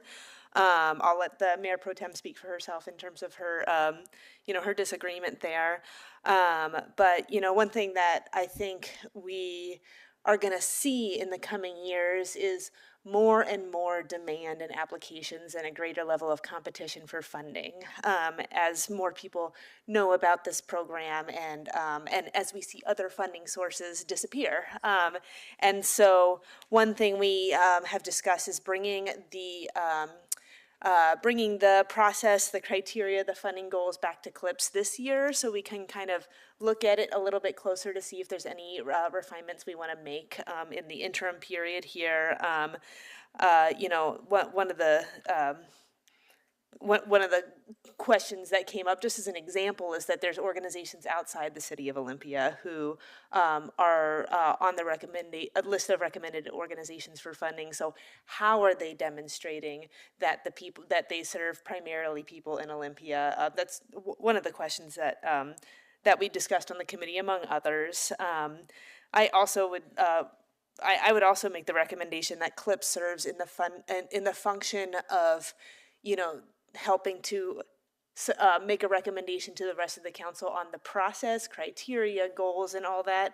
But otherwise, rather than have this stop in committee and then come to the full council, we think, or at least I think, I don't know if that was unanimous on the committee, but having it just come to the council when the recommendations come about would make for a more streamlined process. As you all know, one of my goals is, don't see the same presentation twice. And sometimes that happens with our committees because we're helping to shape something, but sometimes if it's a recommendation coming along and there's not much to shape, it doesn't necessarily need to stop in the committee. But I do think CLIPS has a role in helping to shape the process and making sure that the council as a whole has confidence in the process. Because one of the things that I recognize that staff are working on, along with all of our community members, is figuring out how to do this in a way that is fair for the community. Our role here is to make sure that you all have a good process to work through so that by the time it gets to us, we know it's been well vetted. And so I'll just leave it at that, just so you guys know some of the conversation that happened on CLIPS and some of the next steps that we flagged as a committee to just kind of have a bit of a check-in, because, once again, as this gets more and more well-known and as competition increases, we might, it's important for us to, refine and make improvements as we go along so that, we're making sure that we're being responsive to things as they come up. Thank you, Councilmember Madrone. Mayor Pro Tem Nguyen.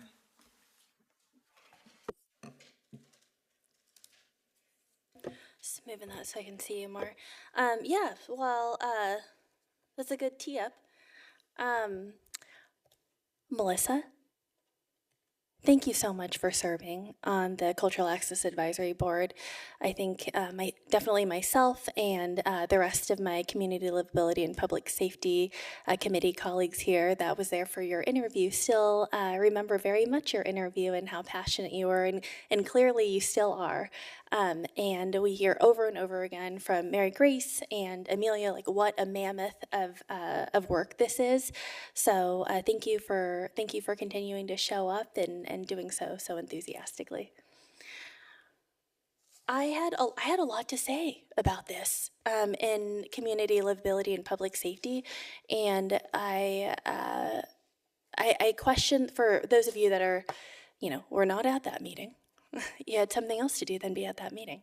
My questions were around how much did the organizations that are requesting funding, whether it be impact funding for 2 years or it's comprehensive, whatever the situations, what are the organizations or what did they ask for, right? What was their initial request? That is something that we didn't have at the time when the committee met, as well as we didn't see their applications.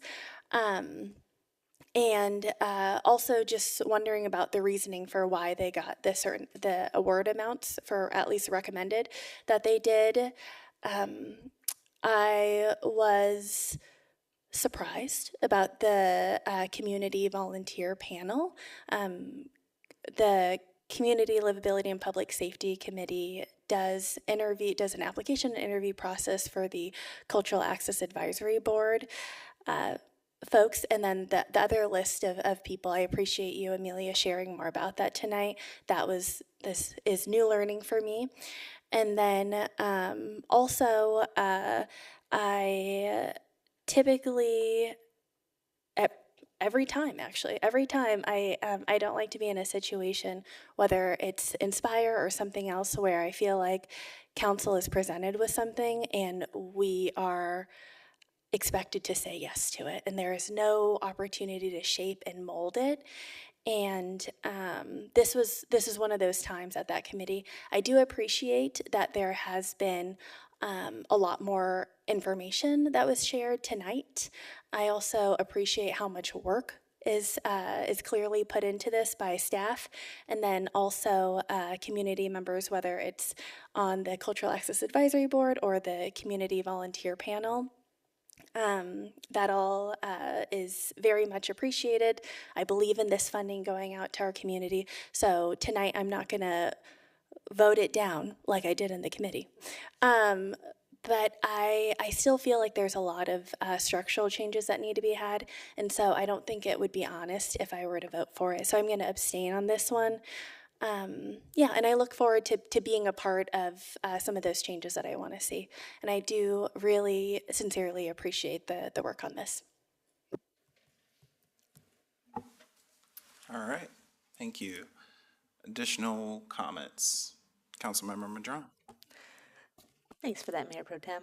One thing I neglected to say is since we're going to be bringing this back to Clips to talk about some of those potential changes, is to invite the rest of the council. You've all just been briefed on it. You've got all the information in front of you. So if there's anything that you're thinking about, questions you have, things you want to flag for the committee to consider when we revisit the process around this, you can say something now or let me know sometime in the near future so we can make sure to incorporate other observations and thoughts into that.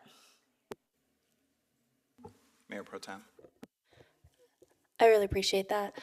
Also, like Councilmember Gilman was getting questions from different organizations about this, I was getting questions from organizations too when they saw that it was coming to the committee, and then now before council. And I mentioned this in the committee, but I didn't feel like I could speak intelligently to the process. And for me, that's a holdup. So I need to know, I need to be able to know what's going on. And that is, and of course, we're a local government, so we're seeing people at the grocery store, we're seeing people everywhere. So that's another one for me. Thanks. All right, additional comments, questions? Okay, thank you all so much for the presentation. I'm just gonna state the obvious for a moment here, that there is not a motion on the floor as of right now. And I'm going to be honest and tell you that my intention was to also abstain tonight for some of the reasons that we heard. It looks like we have 3 here, and then we have 3 other members who have not spoken to their intentions at the moment. And I don't want to feel strong-armed into voting for this just because there's a 4th member that's missing. I share concerns about process, similar to what Councilmember Madron said about the determination as to how we determine if these organizations are serving mostly Olympia community members. as well as just the questions around the process, how it gets to us. Mayor Pro Tem, I think you said it well, which is like the lack of fully understanding the process of how we get to this point and then expecting the council to just vote. I also have concerns about, frankly, just some of the figures or determinations, and also questions around process in terms of conduct. How are organizations that are receiving funding expected to conduct themselves in business and engagement and in partnership with the City of Olympia? And I know that that is something that we've discussed as well. And so for that reason, my intention tonight was to abstain from tonight's vote. Councilmember Green. Yeah, thank you, Mayor Payne. I didn't speak because I didn't have a lot to add other than Mary Grace. I do appreciate the additional information that was in the packet. Like my colleagues here, it was very helpful, particularly seeing the diversity of missions and the diversity of programming that was being asked for was delightful, but also just very helpful in understanding what we were doing. And what this discussion is making me think of, so I have every intention of voting for it and I'm happy to make a motion, but I feel like we're not there. And I'm not sure if 3 of 6 would, nope, I'm seeing no's. So what's interesting to me with this, so some of the discussion we had in clips and some of the follow-up discussion that I've had with Manager Bernie is around the idea of, does this funding need council approval or does the process need council approval? And we are empowering that committee to award the funds based on the structure that we have provided. And some of this discussion just makes me think that may be the direction we need to go, particularly because many of us are involved with local nonprofits, some of these organizations, whether we're on boards or volunteers or whatever, and I feel like with any council, the risk of multiple recusals because of involvement with some of these organizations would always be high. So it just makes me wonder if there, in the future, should be a process by which if we're going to find ourselves in a situation or risk a situation where there's several of us who feel like we can't vote on something, whether we need to reconsider what our action needs to be on. Thank you, Councilmember Green. Councilmember Madrone. Yeah, well, seeing as we don't have the votes to advance this, I'm looking to the two who are recusing yourself because of not fully being bought into the structure and the process and everything. What's the step forward? Because, this came through my committee, but I'm a little bit out of a loss. We can't just, I think we have a lot of organizations that are waiting for this to happen so that they can do a lot of good work in our community. I think we all have some reservations about the process and the structure that brought this forward, which is, why I've been communicating with staff about revisiting that so that the next grant cycle we can tighten things up. But absent a vote to move forward this evening, I need some guidance from those who are not saying yes tonight on what needs to happen to move it forward. Thank you. I think that there has to be what you said, which is a shaping of process in clips. I really would like to see more about this determination as to how the partners do in fact serve majority Olympia community members. That's not very clear to me as to how we make those determinations. And I would like to see more in that space. I also would like to see us shape, as I said, a code of conduct, specifically that is addressing some of the challenges as it relates to behavior and expectations of those who are in partnership in business and who are receiving funding from the city. So I would like to see more in that space. And I think all of that could be worked out with our staff, but also through the CLIPS committee. So that's what I would like to do. And I want to be clear that the abstention is not about saying no to this. The abstention is about not being able to cast my vote for something that I don't feel is the best process. And so it's giving me pause. And so for me, that's why I'm abstaining. And I understand that we need to move this forward. But those of you who want to support it can do that with your votes. But I will be abstaining. Yes, Councilmember Major. Clearly, we can't do that with our votes this evening. Tonight, but. Maybe we bring it back at another council meeting, and I respect the abstention there. I guess what I'm struggling with is that, I guess we would need to bring this back to another meeting where we have all 7 council members, and nobody can speak for Councilmember Vanderpool as to where he's at on this. I'm struggling as the chair of this committee. This process was shaped by this council, by CLIPS. Obviously, there were some gaps in that. There's some things that, that as the Mayor Pro Tem mentioned, that were a bit of a surprise that we didn't expect. I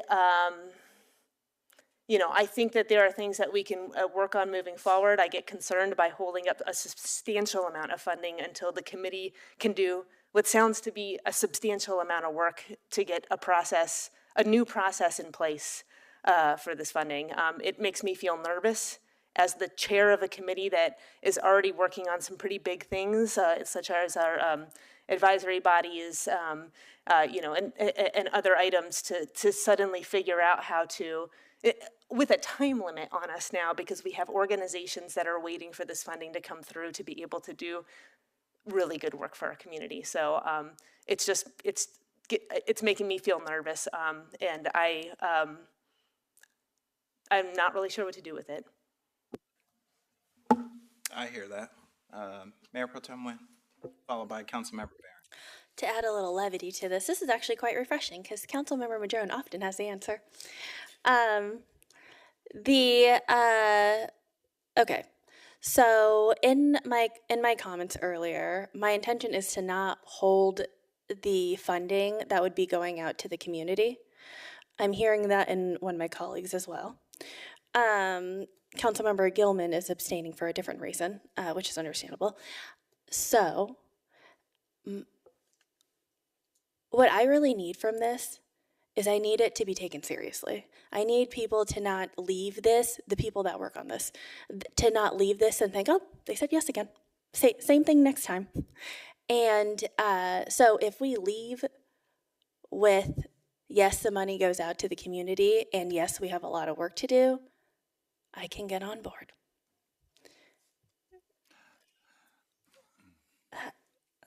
Thoughts?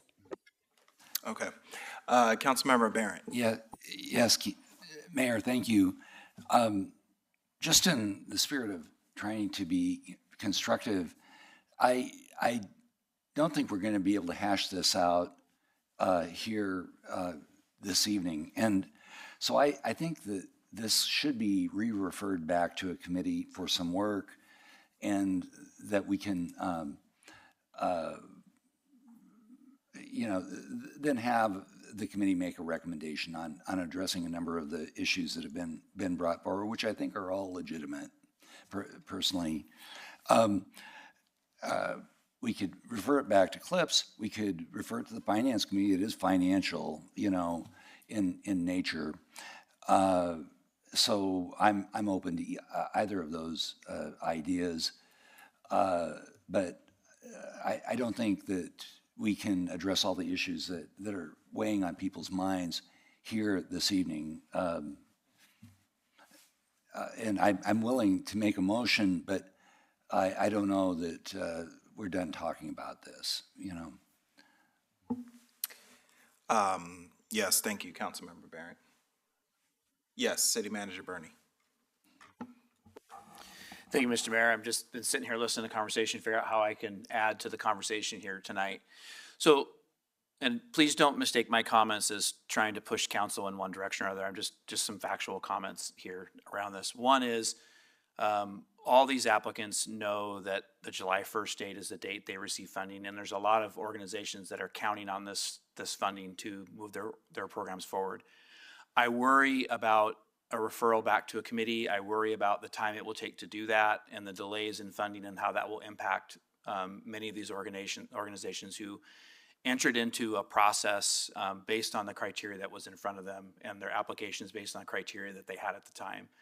And the CAB, same thing, and the community panel, they reviewed based on applications and the criteria that they had at the time that have been used the last few cycles of Inspire funding. They're not new criteria. They've not altered them other than what the feedback that they've received from the council when they brought the criteria in the fall. I hear every bit of the comments that are coming tonight and the concerns, and I think the Inspire team is hearing those comments and concerns. And to Mayor Pro Tem's point, I will make sure that we look at process, and we'll take the feedback, and I'll work with the chair of CLIPS committee to work on process if that's what needs to happen. But I do worry about not moving this forward or delaying it further and the unintended consequences that it has on those that are waiting for this funding to occur.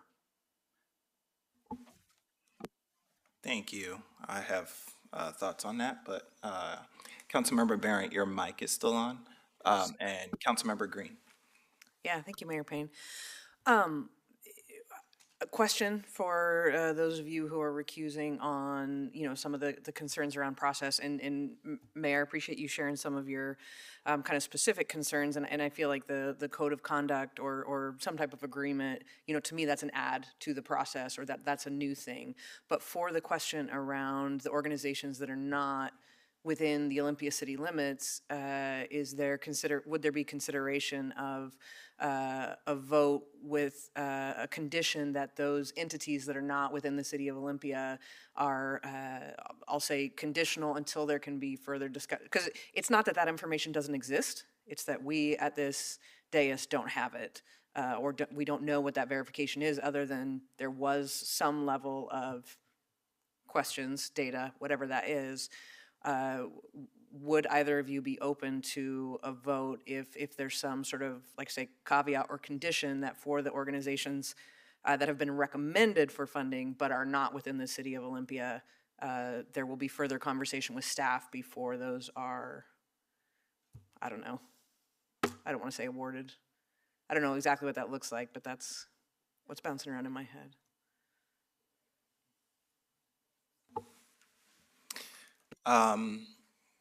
I appreciate that everybody's trying to get us to some place of taking action. But I, again, don't want to feel strong-armed into a vote. My abstention is, I'm just going to be as clear as I can be, has to do with the fact that we have a process here that I think, I'm just going to be honest, when we don't have that information in front of us as to who is benefiting, who's not in the city limits, but are saying that they do, in fact, serve Olympia residents. And then I look at organizations that are within the city of Olympia who aren't fully funded, I question that. So that's why I can't confidently cast a yes vote in this, and the abstention is about making that point known. And so because we are absent a council member tonight, we wouldn't necessarily be having this conversation about our abstentions. We would just cast the vote and it would be a split vote, presumably. So we do still have another business meeting coming up for this month before July 1st. Yes, Councilmember Madron. I move that we approve the recommendations from the CLIPS committee, knowing that CLIPS has come into this meeting pledging to address the process and has heard all of the feedback, and we'll be working on this with staff through the rest of the year. Second. All right, we have a motion and a second. Is there any further discussion? All right, seeing none. All those in favor signify by saying aye. Aye. Aye. Opposed? No. All right. So we have 2 noes, or excuse me, 2 yes, 1 no, and 3 abstentions. Mayor Pro Tem Nguyen. I said I was going to get on board, but it didn't seem to matter now.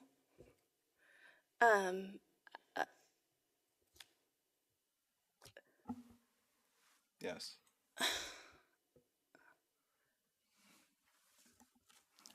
I wanted to abstain, but I don't want the money to be blocked from getting into the community, so I suppose I will vote yes on this. Begrudgingly. Okay. So, yes, Councilmember Gilman. I made just a parliamentary point that I've recused myself rather than abstaining from participating in the vote. Sure. Thank you for that clarification. All right. Yes, Councilmember Madron. I mean, even if you do vote yes, it sounds like we now have a no at the end over there. CLIPS does not, and staff do not have time to resolve this quickly, which means that we now have millions of dollars that would have gone out to lots of organizations out in the community that's held up. We are dedicated to working through this process, absolutely dedicated. But now we're doing that with a lot of pressure put onto the committee, and I think that that's unfortunate. Just to be clear, I haven't asked for the committee to take this up in the next couple of weeks. That was never an expectation of mine. My vote was simply about abstaining on principle and nothing more. So,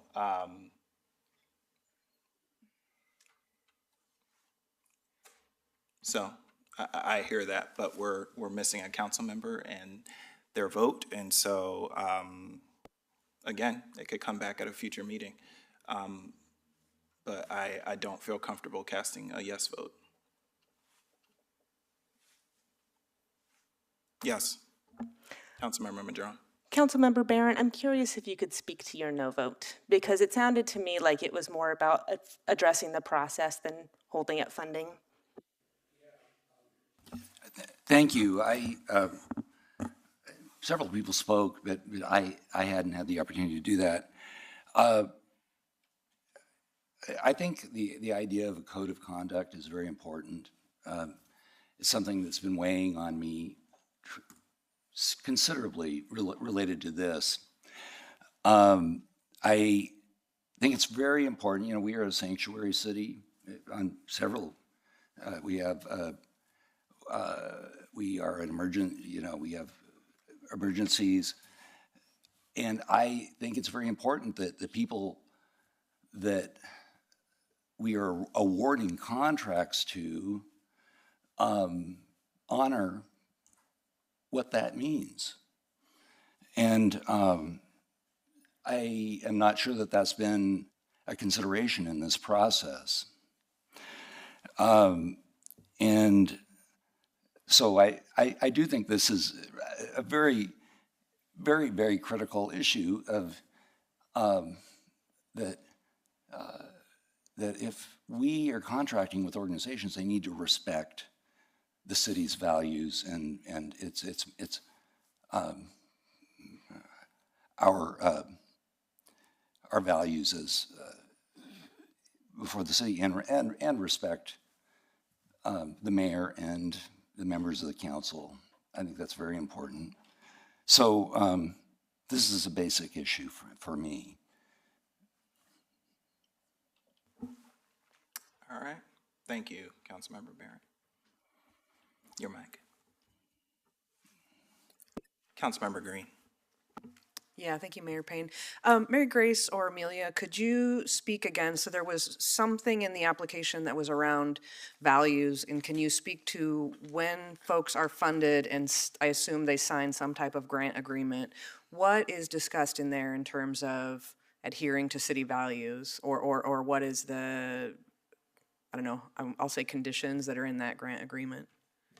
The grant contract is very true to the city's general grant contract form. It's not an unusual contract. It is a very straightforward city contract. what they are very carefully and thoroughly assessed for is their adherence to the values that are expressed in our mission statement and our funding goals. And that is what all of these kinds of criteria are intended to bring out in their narrative. They have this. When they apply, they read this. And then the application questions, the narrative questions, encourage them to speak to all of these points. Then our reviewers go through and look at this. And these do, to a large degree, represent a set of values that we hope are more generally summarized by these funding goals. We want to provide programming for everybody. We want to provide access. We have a focus on youth. We want to serve underserved communities. We want to be inclusive and welcoming. We want to lower financial barriers, and we want to look for other kinds of barriers that are preventing people from fully engaging in this most critical and valuable and lively part of our community health and welfare. So if we're not getting what we want from this set of parameters, let's work on them by all means. But I did think that they were here between this sort of general framework and then the categories, programming merit and value and community outreach and those things, that we were getting pretty close to those in this application process. And were there any concerns or questions from the reviewers, particularly for the folks who had received prior funding and gave responses to what they did with that prior funding? Or even during the funding period, were there any concerns raised about any of the organizations or entities not living up to the values? No. Can I also speak quickly to the location question? I don't have the detailed data that I could provide tonight there's only 3 organizations who are not addressed in Olympia. So just to kind of downsize what may seem like the specter of a large problem, it's only 3 organizations. One of them provides remarkable, it's the South Sound Salmon Enhancement Group, and they provide a lot of school programming. So they are a big provider of in-class salmon education for middle and elementary classes. Nisqually Reach is another one. They couldn't be addressed in Olympia because the Nisqually Reach is what they're about, right? But they have promised to serve a majority of Olympia public schools through field trips. So that's how they have established a strong footing or made a strong case for Inspire Olympia funding. And the third is Lacey Makerspace. And I wish they weren't called Lacey Makerspace, but they are, and they are in Lacey physically. However, they have been able to prove that a majority of their members, so paying members, people who use the facility regularly, are addressed in Olympia. So they also made a strong case in that way. So those are the 3. Without providing you the actual data, that's the information that I can offer tonight on that topic. Happy to answer any other questions. Thank you, Mary Grace. Councilmember Gilman.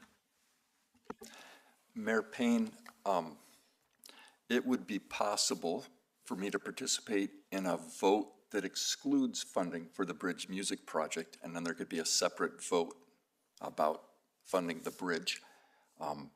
And that way, and so I will make a motion to approve the resolution authorizing 2026 to 2028 Inspire Olympia funding minus the grant for the Bridge Music Project. Second. If I may speak to that. Sure. Olympia is the region's living room. We talk about that in our economic development efforts. We talk about it with our major cultural organizations. And so while we want to make sure and aim this programming and these organizations to reach Olympia residents, and especially youth in Olympia, there's going to be some bleeding around the edges of all those people who have zip codes that say Olympia, but they don't live within the city limits.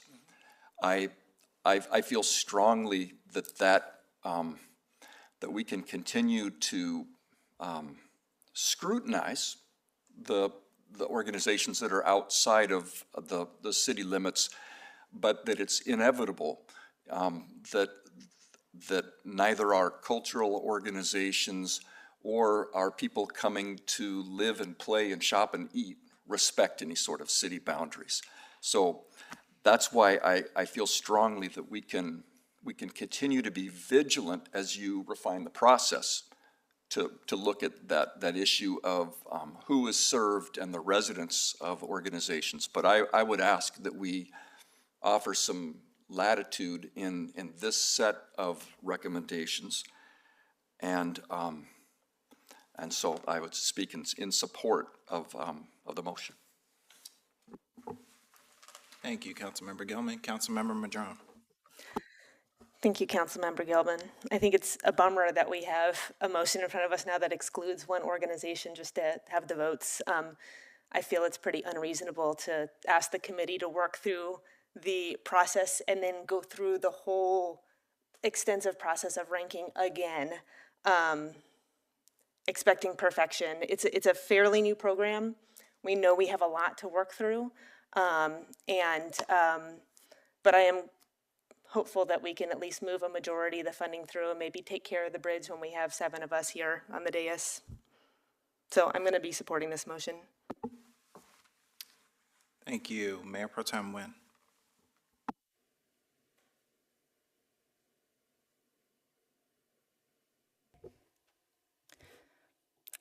I don't want perfection. I want change. And every year we go along and we say yes to things. We don't get that change. And so it is, I want to lift up how much work that the Community Livability and Public Safety Committee Chair, Councilmember Madrone, for those that might not know, is, yes, it's going to be a lot of work for our committee, and it's not my expectation, and I know I heard the mayor said it earlier, that all of that is done super quickly. This is tonight's round of votes surprised me, and also I think it also just shows where the council is at with the current process, and I won't keep on talking about that because I know that you have been very proactive since proactive and reactive since the CLIPS committee meeting where we saw this for the first time, and making sure that we're going to get to all of the areas that we feel like we have constructive feedback about, and so I do really appreciate that.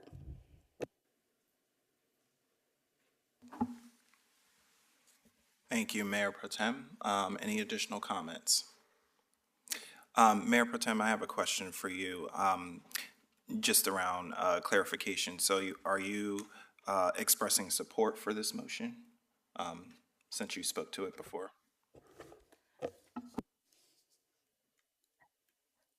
In my heart, I would like to abstain.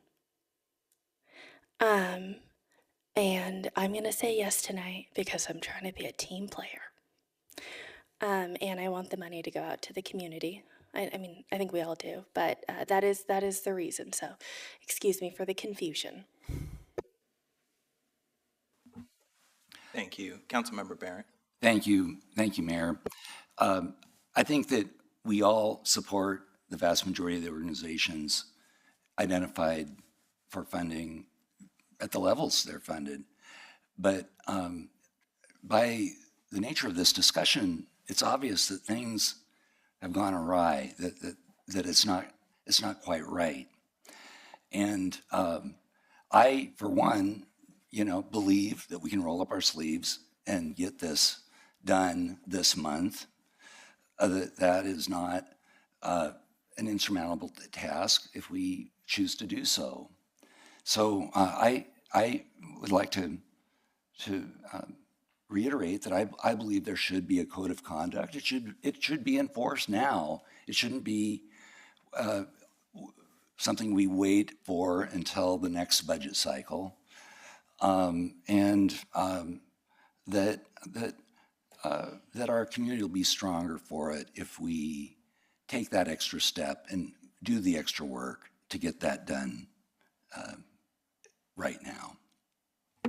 Point of order, Mayor. I'd like to call the question. Okay.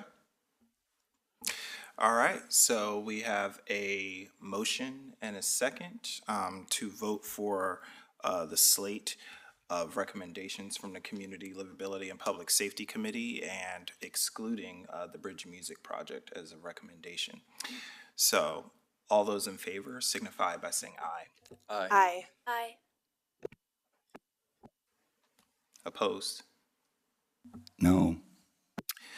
All right, so because we're deadlocked, I haven't spoken.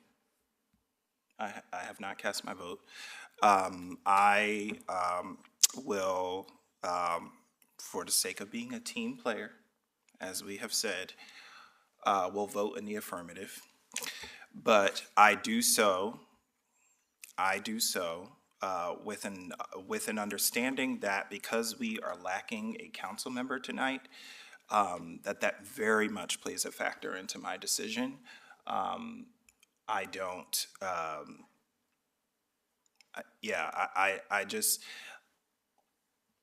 I think this process speaks for itself when clearly the council feels like it's being pushed towards making a certain recommendation, which I just don't appreciate about this process.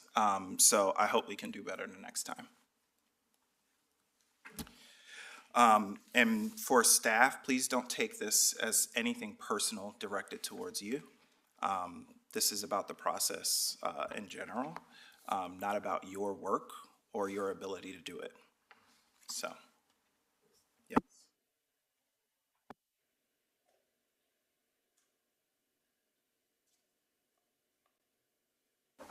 It's fine.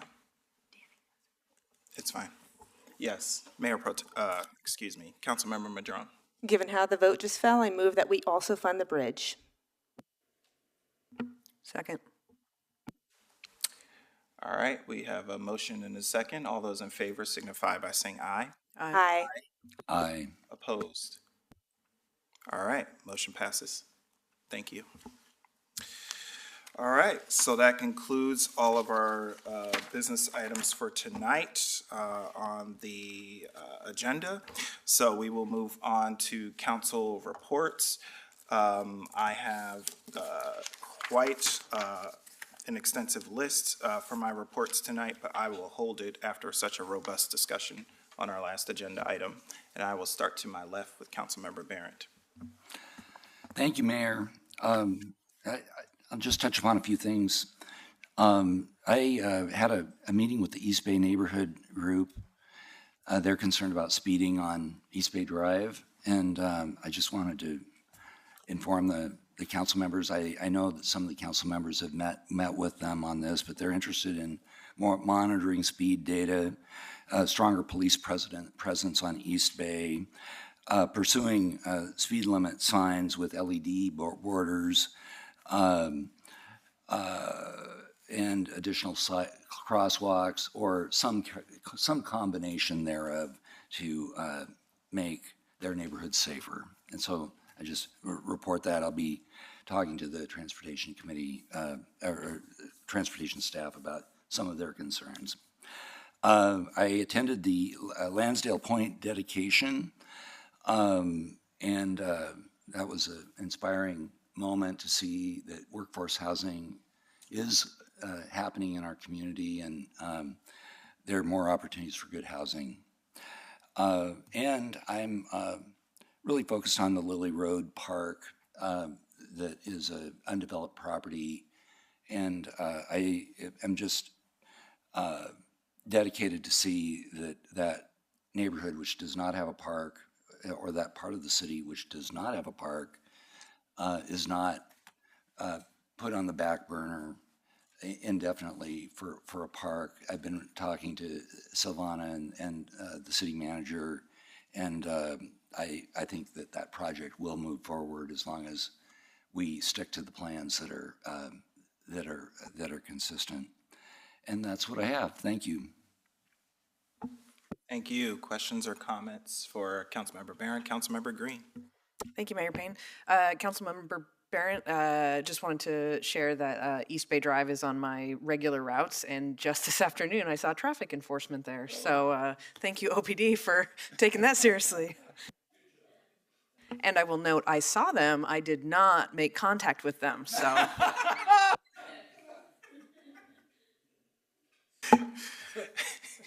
Councilmember Green. Thank you, Mayor Payne. Yeah, I have just one thing to report on. Last week, sometime in the last couple weeks, Joint Animal Services Commission had a half-day retreat specifically looking at Joint Animal Services is near the end of their 5-year strategic plan. So they had a strategic plan that went from 2021 to now, to the end of this year. And so it was a really enlightening retreat, as well as starting to talk about what needs to be on the next 5-year strategic plan. But I wanted to share out just a couple of stats and then give the rest of you sort of a heads up of what I suspect will be coming as some part of the next strategic plan. So some of the items that they shared just over that span of 5 years, they have seen an 86% increase in field service calls. So that's people out in the community asking for support from Joint Animal Services. They've seen over 60% increase in just their total animal intake, so spread across all kinds of animals.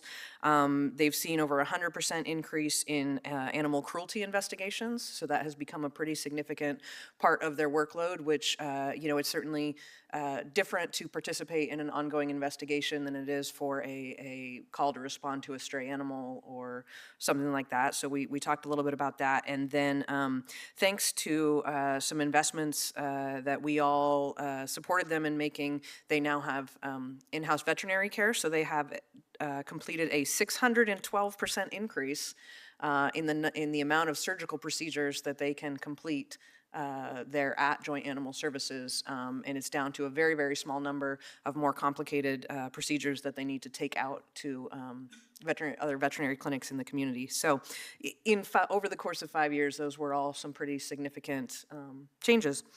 And then it will be no surprise to anyone, to any of you, as I'm sure former council member partially reported out, and as I know I've shared, the biggest thing on their strategic plan is the steps towards a new facility. So they are going to be talking with the city managers and mayors about sort of agreement on a direction that they need to go, because right now it's just sort of we definitely need a new facility. And so what the commission very much asked for was some direction around what does that mean, what do they need from the funding jurisdictions. And I'll tell you, the first thing that they're going to look for, or that they need a commitment on, is land of some sort. So those conversations I expect to become a little more active than they have been. But that will probably be the biggest thing on the next strategic plan. So that is my report. Okay, good to know. Did they say anything about when they intend to connect with city managers and mayors? Soon. Okay. Looks like City Manager Bernie has. Okay. I just talked to Lacey City Manager Rick Walk on Monday about this. So he and I will be assembling Tumwater City Administrator and the Thurston County Manager together to talk very soon about this very issue. Thank you. Questions or comments for Councilmember Green? Okay, seeing none. Mayor Pro Tem Nguyen. All right, 2 quick things that actually happened right before this council meeting is the Visitors Convention Bureau, also known as Experience Olympia and Beyond, met this afternoon, and we voted in our new CEO, or should I say our returning CEO, Shauna Stewart. So we welcome her home, and we're very, very glad to have her. We did do a extensive process, so it wasn't a case of she was there before, so we just asked her to stay. It was a big countrywide process, actually, and we flew in different candidates, and the board felt she is the most poised to hit the ground running. So we're very lucky to have her again. And then also, the same board voted to write a letter of recommendation to support TVW's expansion. Just last month in May, TVW came and presented to us. They'll be expanding. It's more extensive than this, and you can find it on their website for any of you that want more information on it. But they're looking to expand their current site that is in the downtown area, and it would include a civic engagement center, which is very exciting, and then also some conference space that will be primarily focused, it could be other things, but primarily focused on more of their mission of more civic engagement. So they're looking to, if all goes as planned, worked with the Washington Debate Commission to do live debates. And so to bring that here to Olympia, and the Visitors Convention Bureau Board just sees so much potential in that for shared benefits. So just want to let you know. Thank you, Mayor Pro Tem. Any questions or comments for the Mayor Pro Tem? Seeing none, Councilmember Gilman. Thank you, Mayor Payne. This morning, City Manager Bernie and I attended the quarterly South Sound Refugee and Immigrant Roundtable, and most of the work right now of both the nonprofit partners and the state folks is about trying to cover the impacts of H.R. 1, the one not so beautiful big bill. At this point, there are 7 states who've stood up state-funded parallel programs to SNAP as federal food stamp benefits are getting diminished. As of May 26th, last month, we had another round of folks taken off of food benefits who the state has worked to fill at least part of that gap. In October, we'll see the Apple Care, the Obamacare healthcare subsidies, Medicare, long-term care providers, and basic food and rent assistance all taking another hit. In some cases, categories directly eliminated, and others, new requirements for qualifying and continuing your qualifications. So the short version is there's not enough state funds to take over what has been that federal social safety net, but the state is certainly endeavoring to fill as many of those gaps as they possibly can, and trying to figure out how to leverage nonprofit organizations, community-based organizations to assist in that effort. So I know sometimes I'm the one waving my hands in the air and calling the alarm, but I do think that we're going to have many more community members in need for basic life needs in October. And then just 2 things about the Finance Committee last night. First, if you're interested in conversations about the capital facilities plan and about opportunities for advisory boards, commissions, and the public to have more input in that, we had a robust conversation last night, and I'd be glad to talk more about that. And then we spent most of the evening last night getting first a primer on how property tax levies work, and then talking about why it's become so much an issue to talk about levy lid lifts, the fiscal cliff of revenues. And the really short answer is, for at least the last 6 years, we've had sustained inflation against sustained increases in assessed value of homes, and the 2 things are working against us. So our property tax proceeds are falling quickly behind the increased cost of delivering services. So glad to talk more about both those topics, and they'll both be coming to council across this year. That's all I've got. Thank you, Councilmember Gilman. Any questions or comments for Councilmember Gilman? Seeing none, Councilmember Madrone. The Community Livability and Public Safety Committee, a committee that is not afraid to roll up our sleeves and do hard work, will be doing just that at the end of this month on June 24th, engaging with the chairs, co-chairs, vice chairs of our advisory bodies around a conversation around what kind of work feels meaningful to them, how work plan development can be done in a better way so that it's in conjunction with the work plan of the city council. This is noticed as a meeting of the full council, and you are all invited to come roll up your sleeves and do some hard work with us. Yes, Mayor Pro Tem.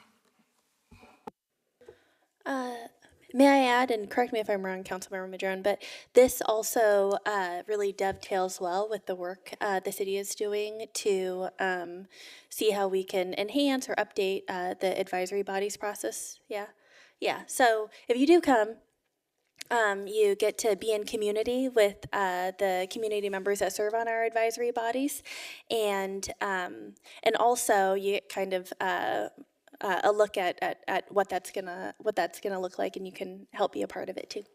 So pretty exciting. All right. Last but not least, City Manager Bernie. Thanks, Mayor. Just a couple of thank yous. One is last week, the food bank staff at the food pantry downtown took me on a tour of the facility, and I had spent about an hour down there talking through what their needs and kind of where their struggles are and what they need from the community. As part of kind of the introductory work we're doing around food system plan, I wanted to do some of my own learning. We're going to spend some more time with them as part of the food system plan process as well. But just the one thing, and we had a little social media post about it that I just want to continue to say is, feminine hygiene products and toiletries are things that they're in dire need of right now. So if you have an opportunity to make some donations, please do so. And again, I want to thank the food bank staff for taking some time with me, and I'm going to spend some more time with them looking at some other things too. So, and then lastly, I just want to thank Val Roberts, our Armory building manager. I got a chance to go walk through the active construction site that is the Armory, and I walked into the drill hall and I visibly gasped because the false ceiling is removed and all the old beams are visible, and they are absolutely beautiful. And I can't wait for the rest of you to get a chance to get in there and see it. So. Just a couple shout outs. Thanks. Thank you. Questions or comments for the city manager? Okay, seeing none. All right, well, thank you, everybody. I know that was a tough last discussion, but we got through it, and, it's good to have these discussions as a council, so thank you. All right, with no further business before the Olympia City Council, we're adjourned.